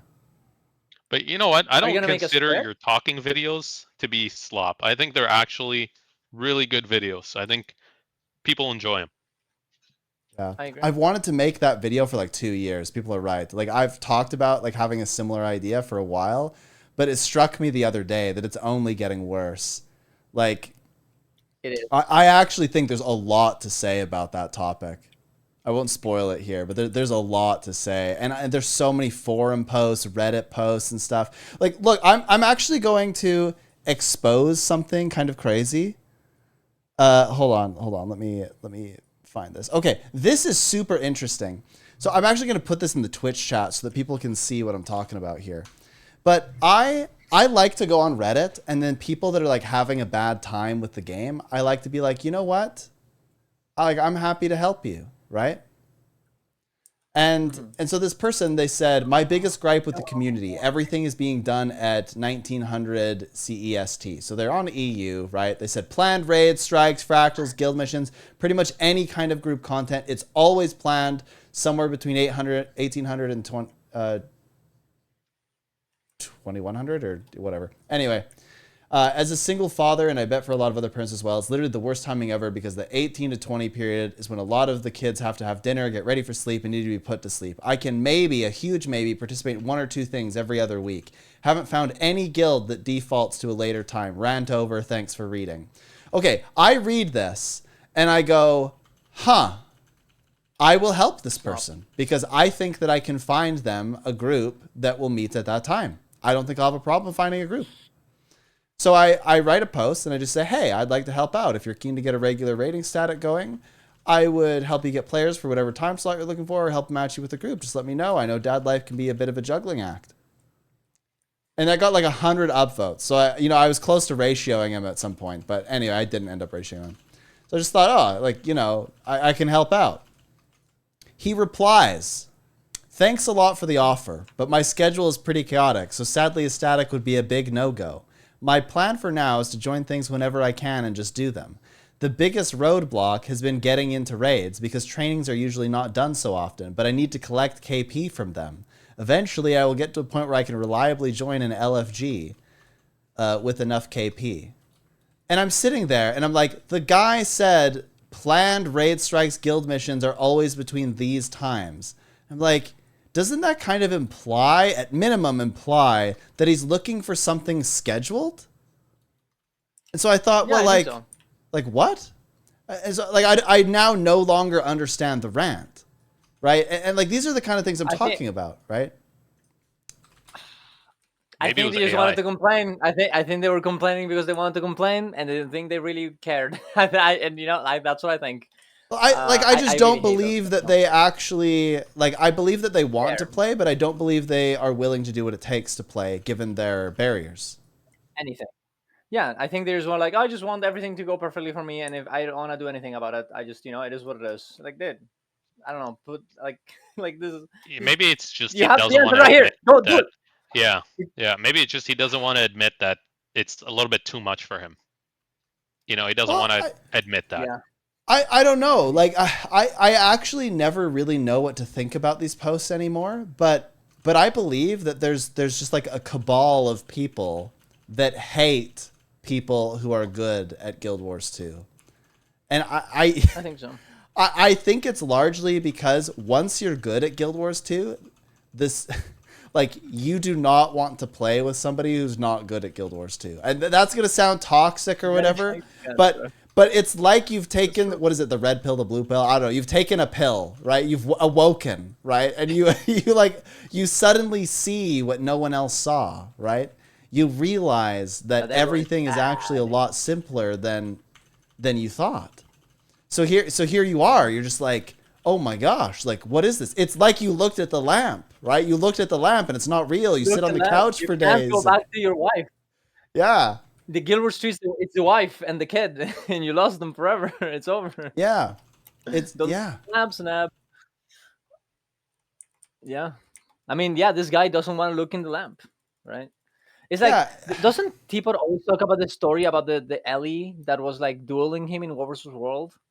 And he's like, oh, I can't win this matchup. It's too hard. It's impossible. And then he's like, no, it's not the matchup. It's just I'm better than you or whatever. Not toxic matter. And then they proceed to do the same matchup with someone who was actually good.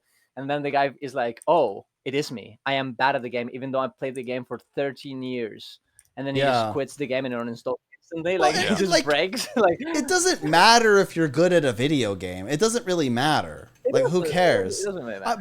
But the thing, I think the big thing with this conversation is that it makes you feel as my perception when somebody says stuff like this is that they just are very entitled to the content. You know what I mean?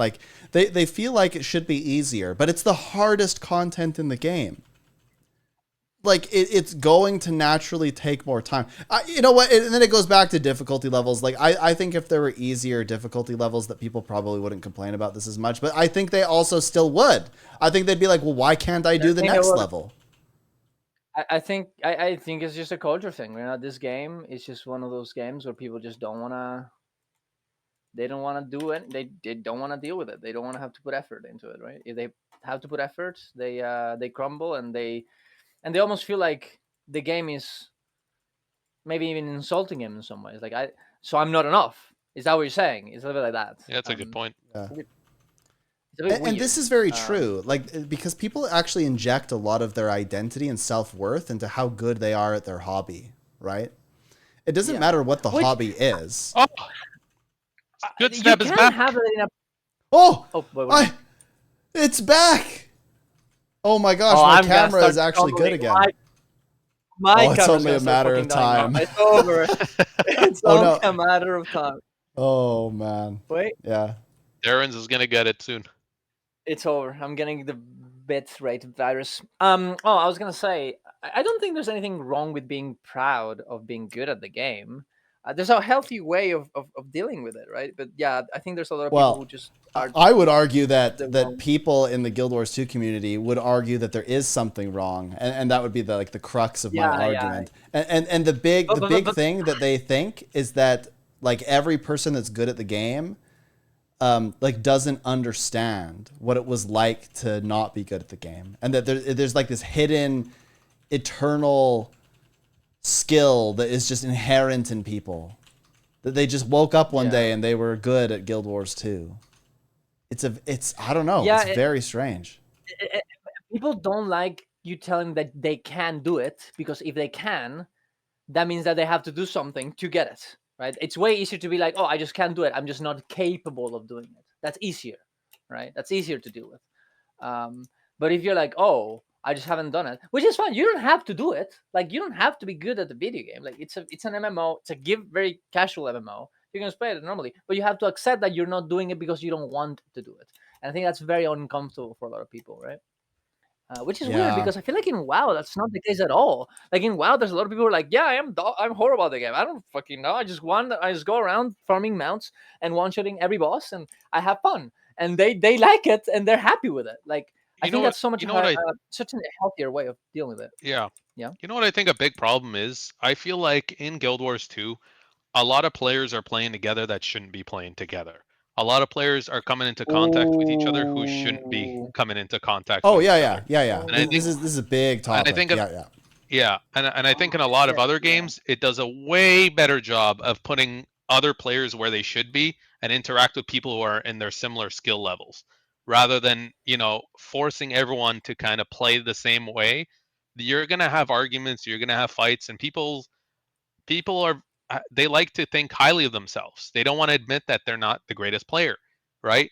So now you have someone telling them, hey, you're garbage, right? And they go, well, no, I'm not. You're garbage. And, you have that kind of confrontation where they start hating people who are better than them because they're always rude to them, right? But really, they shouldn't have been in the same room to begin with. They should have been in some easy mode, 10 and bold and stacks raid encounter where they can just click one over and over, or play an easier build and still do well, and have no one chastise them about their gameplay. Because let's be honest, when you see someone who's not playing the way you expect people to play, it angers you a little bit, right?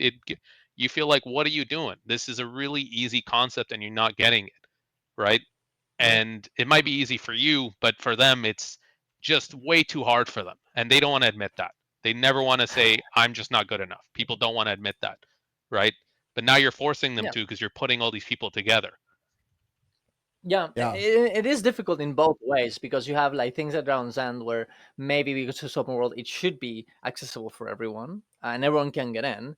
And then you're expecting people to do more than usually they would do, right? And that sucks for those people. And then you have other situations where you're like hey, I'm doing CMs, fractal CMs, I want to do good DPS. And then they join in and they're not doing good DPS. And then you get pissed off because it's like, hey, dude, I said that I wanted to do this in a hard way, in an efficient way, and you're joining in and you're not doing it. And then now you're pissed off. It's hard. And it's weird because I do think, like, I don't know. I think it's okay to have like spaces where these two type of people interact, but I feel like those places need to be known for, they need to almost like consent, be like, okay, I'm going to a space where I'm going to interact with these other people, and these other people also think, oh, I'm going to interact with these other people in this particular place. I think Dragon's End is a little bit like this. You're not forced to do Dragon's End, but you know that if you're going to Dragon's End, boom, you need to be doing good damage, right? 100%. But well, but you have to be careful about this kind of stuff, right? So as you're all talking, I'm sitting here thinking, like, somebody's gonna watch this and they're gonna listen and they're gonna be like, man, those guys are super toxic. They don't want to play with me because I'm, new. And I almost feel like people intentionally misunderstand what we're trying to say. When Mr. Mystic is like, I don't think that players that are of lower skill should be in these like crazy skilled groups. That isn't an act of exclusion, actually. It's actually an act of inclusion. And I really think people are missing that. Because here's a good example in real life with sport. If everybody was to play, like if everybody was in the, okay, if an unskilled player joined like the really competitive rec basketball league or whatever, they would join and they would just have a bad experience, which is what happens in raids, by the way. People join experienced groups and they have a bad experience because they're not making the cut or they wipe to the boss a whole bunch or whatever happens. And in basketball, it's the exact same thing. When you create environments where it's okay to be new, where everyone is new, where it's generally expected that there's going to be a certain level of failure or that there's a certain pain tolerance or pain. I keep saying pain, but it's like new player tolerance or like failure tolerance. When that's happening, that enables people to feel included because it's okay for them to just mess around, learn in that environment. It's way more comfy. It's actually inclusive to have environments where people are separated by skill so that everybody is getting what they want out of the experience. That you're playing the video game in a way that makes you happy and your team happy. Yeah, and this is not a new concept. Every single game has a form of matchmaking, right? In the sense that it groups people of similar levels together. Because guess what? When you're playing constantly against better players, you don't just improve and get to their level. Some people never get to that skill level. They just quit. They say, I'm not having fun anymore. I'm just going to quit, right? And they stop playing altogether. And I remember looking back at some footage I had of when I was raiding for the first time, and I was doing maybe like 10K. I don't remember. I was horrible, but I was just playing. I don't remember what I was playing. I was playing some Scourge or Soul Beast or something like that. But we were in our own kind of learning squad, and that helped me to become a much better player, and eventually start benchmarking things and getting much better. If I had just straight up joined a CM group doing that kind of thing, I would have had a miserable time. People would have been yelling at me, how come you're only doing 10K? I would have been kicked, and you don't know if you would have continued playing, right? So I think you're right to say these actions that we're talking about are going to help players to reach where the levels they want to play, and they're going to have a much better time doing it, right? Rather than feeling like they're being yelled at or they're not good enough or anything like that. And that's okay. If you're not good enough, that's okay. You don't need to be the best player ever. No one's asking you to be. You just have to play with similar skilled players. Yeah, I think there's so many issues wrapped around this though. I think a lot of players don't know if they're skilled or not because they don't have the tools that tell them. Okay, let me ask this question. What do you think would be more impactful for the game? A matchmaking system where people could just jump into raids, like raid, what do they call that? Like the group finder or whatever, or gear check? I would say matchmaking. I would say matchmaking. I do like gear check. I'm a fan of gear check. I think it helps more people um, it helps people more than it doesn't. But our matchmaking currently is like a message board in a hidden area. That's how people find raids. I didn't even know they existed when I first started playing the game because it's hidden in this giant list of things, right? And then you have to find the actual place where you need to raid. And it's like impossible to do it. I'm not going to say it's impossible, but it's very difficult. Whereas if you had a matchmaking of some kind, you could just click, raids and it would put you in. But obviously, Guild Wars 2 is a little more it's different. So matchmaking would be very hard to do. But I think that's why people like the 5 strikes so much, right? People always do, quick 5 because they can just go in very quickly. It's like a match. It's almost like a pseudo matchmaking. Well, I mean, they tried the matchmaking with the public system, but I mean, okay, let's say that they have, let's say that they did some kind of public matchmaking thing.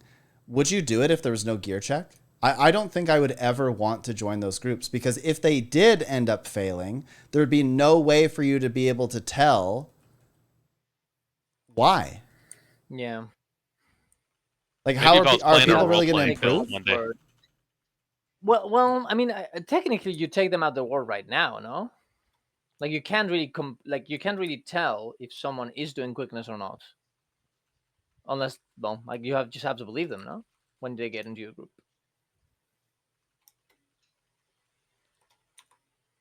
I will say with gear check, every time I've tried it, I've played with it in a different game. You know, people have been very nice, and I think our community is nice enough. I know we have, you know, we complain sometimes, but I think our community is nice enough where people would gently tell you, hey, you know, this is kind of where your gear's not right, and here's where you could improve it. I think it's a little bit pessimistic to say, oh, if we put gear check in, people are just going to absolutely destroy each other. They're going to start messaging each other, you idiot, blah, blah, blah. You know, I don't think that's going to happen. Won't happen. I think most people are nice. Most people are nice and will say, hey, here's where you can fix your gear. This is what you can do to fix it, right? And of course, you'd have the occasional jerk, but that's going to happen. It's the internet. Yeah. I don't believe people when they say things. It's a self-report. I'm just going to say it. I'll go a bit hard on this issue. If you think that people are going to bully you for your gear, that means your gear sucks. Like, it's a complete self-report, right? I mean, honestly, true, actually. Every time someone asks that, it's like fucking Reaper tank, okay, with full monsters. You're like, what are you even doing? Well, it's actually worse than that. They know what they're doing. It's far worse, Darren's. It means that they intentionally made it bad, right? Like, they know that it's bad, and they're still doing it. They made their own build. They're like, I am Karen Longbow, and I want to play this, and you can't stop me. And then you're like, and then if you stop them, if you kick them, because like, hey, I don't want that in my group. They're like, you're just a horrible person, and just fucking like it's horrible. It happened to me in conversions like a few weeks ago.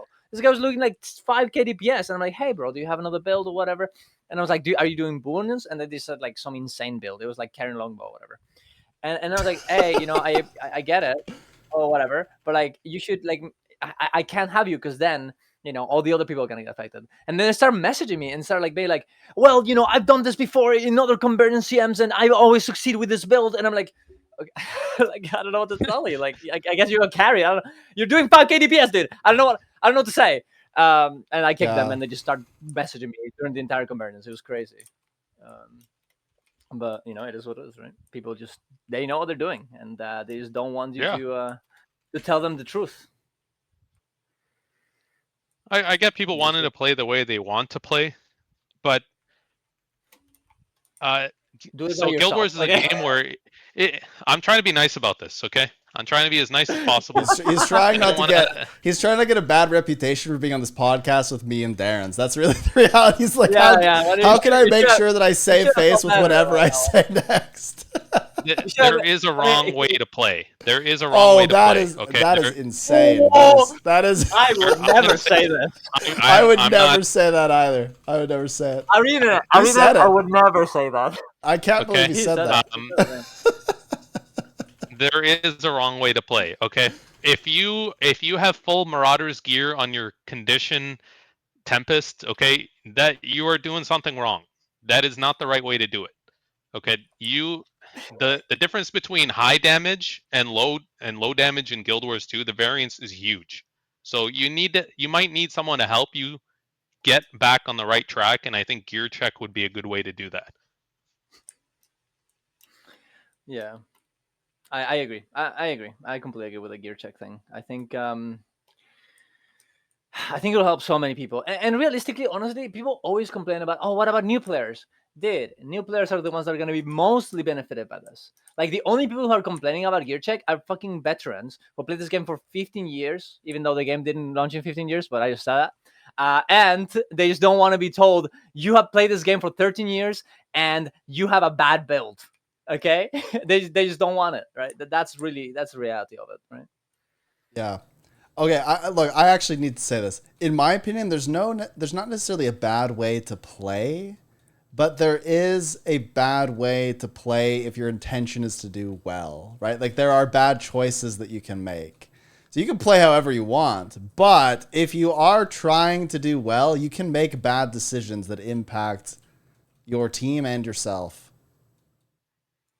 Well, yeah, I mean, it all depends on the what's the word on the not on the consequence, on the reward, on the goal you have, because if you want to do an armorless Sonko Peak solo, yeah, you gotta do with no armor, right? Like that's the point.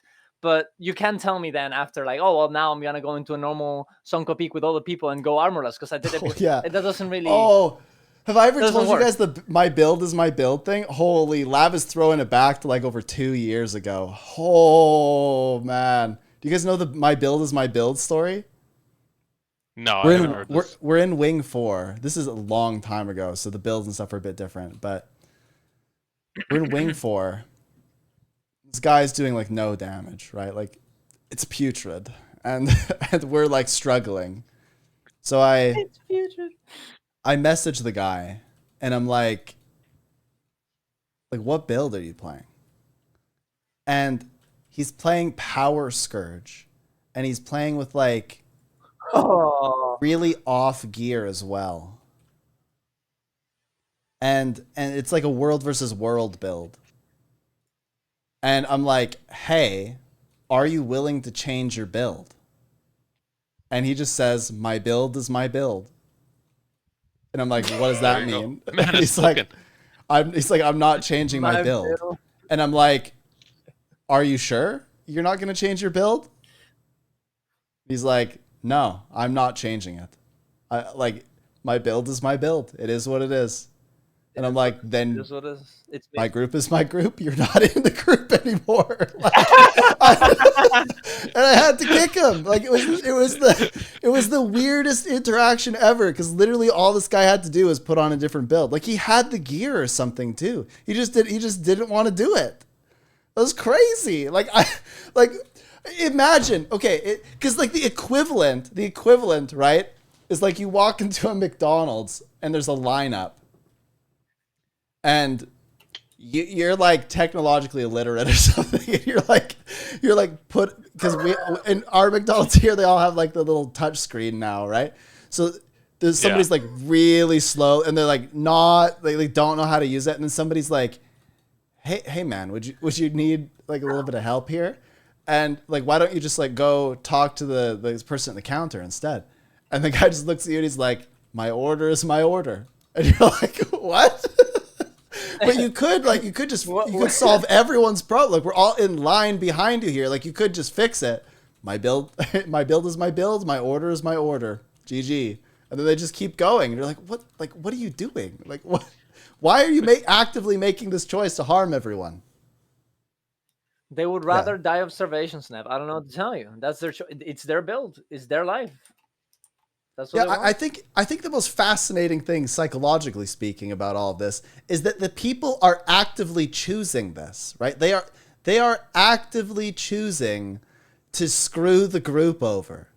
And like they know, right? Like you inform them very politely. You're like, hey, like I think something's up here. Like what's going on? You're having like no, like I was really nice. I was saying things like, hey, like, and everyone else in the group was too. Like everyone was like, oh, like, do you need help? Like I can get you some exotic equipment. Like people were going all out to like help this person, right? We were being super nice to them, and they were just like, no, I am actively choosing to bring everyone down.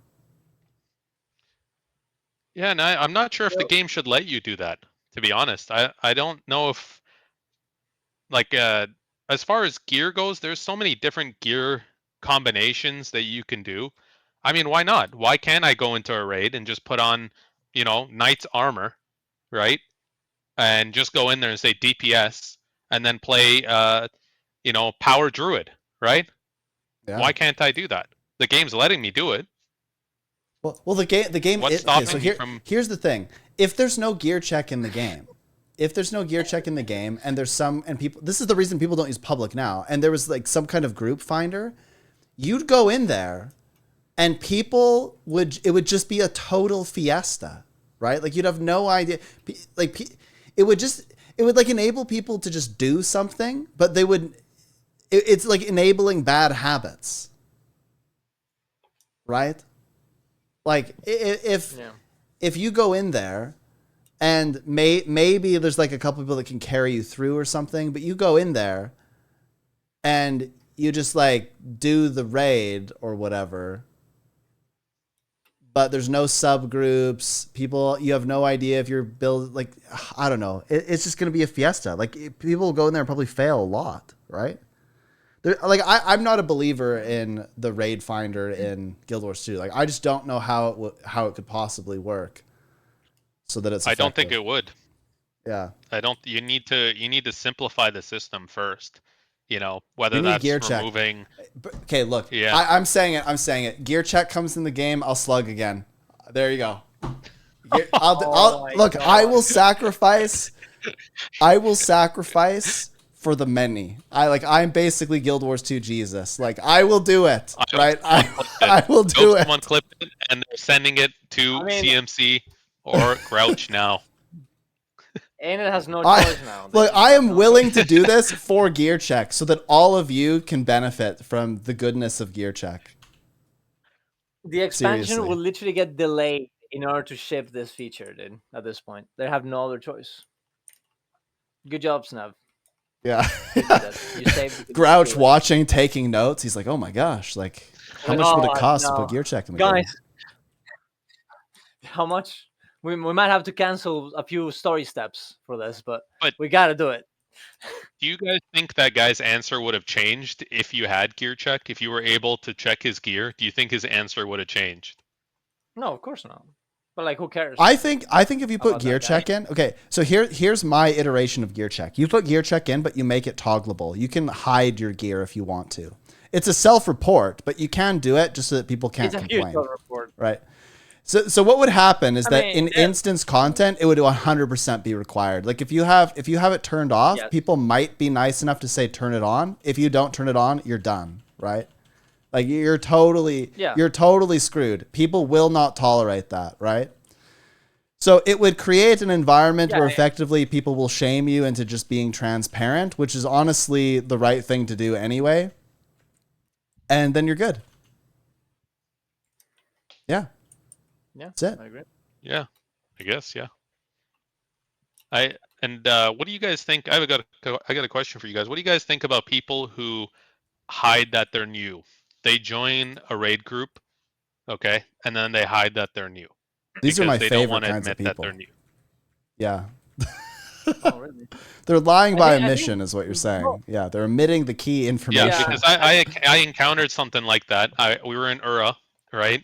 Or oh my god! No, it wasn't CM. It was just it was regular Ura, and I put up experience DPS, so and so Ura, right? And someone joined and didn't know the encounter at all, but they weren't telling me that they didn't know. So you were constantly it became failing. Fairly obvious. Yeah, it became fairly obvious who it was, and I messaged them and I said, hey, if you're new, I can kind of explain things to you, or I can send you kind of, a rough playthrough of what you should expect. And they got really angry at me. They said, hey, why are you being toxic? I know I'm new, but I don't need you to tell me what to do. And then you should say, I know that you're new, or say, I know that I'm the commander and I can tell me what to do and you to do. Kick, combo! My group is my group, bro. That's what you should say. I have no tolerance for those people. It's like insane entitlement, right? Yeah. No, I completely agree. I think it's like maybe okay if you're like just scared and as soon as you go called out, I'm like, I'm sorry, I just wanted to join and I wanted to get some experience. I'm like, okay, sure, yeah, because that's just a peepo thing. But the people that are like indignant about it, they're like, what do you mean? You cannot tell me what to do. I am only trying to ruin the experience of the 9 other people in the group. Right? It just sounds so stupid. You have a problem with that, huh? You have a problem? What the fuck? I actually think it's more common to have that kind of toxicity where people are like really entitled than it is to have people that are experienced like get mad at a new player. Because this is my policy. If you come into my group and you say, I am new, I would like to try this, I've read the guides, I have a build, I'm ready to go. I'm like, you could write me a Dr. Seuss book. Yeah, let's do this. We'll go and do it. Let's go. And I put like one stipulation where it's like, oh, you just need to be in Discord so I can give you the call outs in real time, and then you should be fine. Like, no biggie. But the people that just join without asking, I have absolutely no empathy for those people. Like, zero mercy. I view it as the most vile, disgusting thing you can do when it comes to like group content. Like, it's just gross. It's really gross. It's so dishonest. And this happens to me so often. I tell these stories so free. It happened last week. I'm doing Wing 7 all CM. Guy joins and he's like, yo, like DPS. We're doing 5k DPS. He's died on every pull. I whisper him and say, hey, you new here, bro? And he's like, no. And I'm like, right. Like there's no way. You're new, or you're just like your screen is turned off and you're having a power problem. Like there's no way that this is happening, right? Like you're dying to everything. So I give him another chance. He does less damage than the pull before, and I kick him. Like I could not mentally handle it. I was just like, I'm not letting this guy leech. Like it's crazy. Yeah. And on the flip side, I had someone who joined my party, right? That straight out told me, hey, I am not a great player. Can I please stay? And I said, dude, I will carry you. I will carry you throughout every single encounter 100 times if I need to. Yeah, like because I see that person and I like envision like Sam and Frodo, and I'm like, I will carry you. I'll get you. I will put you on my back. I may not be able to gear check you, but I can carry you through this raid. Let's go.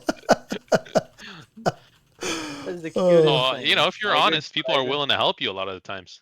Yeah. Crazy stuff. I will do anything for somebody that legitimately wants help and wants to learn. Anything. Like I will like I'm good for this. Like I've seen people on Reddit, they're like, I can't get into raids, it's impossible. I say, meet me at this time, at this place. I will carry you through any raid you want to do. And by carry, I mean like I'll train you. I'll give you whatever information. I'll set you up with mentors. I'll give you friends. I'll do whatever it takes, right? But I will not help the people that are entitled brats about it. I just can't. I think it's so wrong. No, I agree. Yeah, I agree. And also, if you were to do it, you would be incentivizing a very bad behavior. Right? Yeah, it's kind of like an old school RuneScape when people go to the GE and they beg. I've done this, by the way. Don't do it. But you go to the Grand Exchange in old school RuneScape and you take off all your gear and you're just like, help, I was hacked. Please give me gold. Right? If you give those people gold, you are enabling the begging, right? And there are people that have made like series on this, I bet, where they're like begging to 100 mil or something, right? Like, but you probably shouldn't do that. Like at the end of the day, like, yeah. I remember. Just do it like... Go ahead, Darren. No, I did this in WoW in a private server back in the day, and they were based and they banned me multiple times, and all my friends' accounts. Wait! Multiple times? That's the thing we need to key in on here. What do you mean multiple times? You like they banned you and you just came back and did it again? I did it again. I was like, oh, dude, whatever. Like it's just a week, whatever. And I back and did it again, and then they knew it was me, and they IP banned me, and they banned all the accounts from my friends who played on my computer. It was awesome. You got your entire neighborhood banned. Yeah, it was awesome. That was the only computer that could run WoW too. So they all just got fucked. They just couldn't play WoW anymore. Dude. People called me the LFG terrorist, and we got Darren's over here like banning everyone's accounts by begging for gold. Look, I was 12 years old. It is what it is. You live and you learn. It is what it is. I guess that was a good life lesson. I remember trying to do that doubling money thing in RuneScape. I did that I was young, but I would just sit there saying doubling your money, and guess what? I wouldn't double it at all. So. You know, dude, I think, you got to get more advanced. You got to like double their money the first time so they trust, then they give you everything they have. Then you walk out. Life pro tips by Steph. Yeah, there's got to be a deeper con. You know, in all seriousness though, RuneScape taught me a lot about scams. This is why I will never fall for the online scams, right? I am completely immune, right? Like I get those emails, right? I will never fall for the emails and stuff because RuneScape caused me to be extremely suspicious of people. Yeah, no, I feel the same way. WoW definitely taught me this, and it feels good. Oh, all right. I don't know if you guys are gonna continue, but I need to go. We went way over time. No, we were just shooting the breeze, man. We're having a good convo. But I had a good time, folks. Let's call it here while I'm super pixelated. Yeah. But no, thank you all. This is a super good conversation. We'll have to do it again sometime because I had a lot of fun. I haven't laughed this hard in a long time. It's good. Good convo. Yeah. But shout out your channels and stuff before you go. You go, mister. You're the Sure. I'm Mr. Mystic. I make builds and guides on how to play your class a lot easier than it usually is. You can find me on YouTube. I don't really stream, so you won't really find me on here. But you'll find me on YouTube. Yeah, you only find him on Twitch when he's trying to make sure that somebody will do something crazy like Slug, you know. Screenshots will be taken. They will be sent to developers. Watch out. Yeah, but what about you, Darren? Yeah, if you have Mr. Mystic, be careful. Well, I stream on Twitch almost every day, and unless it's Sundays, because that's family day. And on twitch.tv/DarrensWithUs, and you should watch me. So we do some MMO stuff, some Guild Wars 2 stuff, and we'll try and carry through the entirety of this 3 months we have left until the expansion. We'll find something to do so you don't have to think about the fact that it's 3 months left. And I also have a YouTube channel, Darren's MMO. Yeah, that's what it is. Where I do Guild Wars 2 content, and another one where I do MMO content overall. So there you go. You should follow me on both. And that's what it is. Boom. It was a very fun conversation. Thank you for inviting me, Snab. Yeah, thanks again, guys. And we'll cut the episode here. Take care. People in the YouTube video, comment, say something crazy in the comments. If you made it this far, you may as well just say something absurd in the comments, and we'll catch you next time. Take care.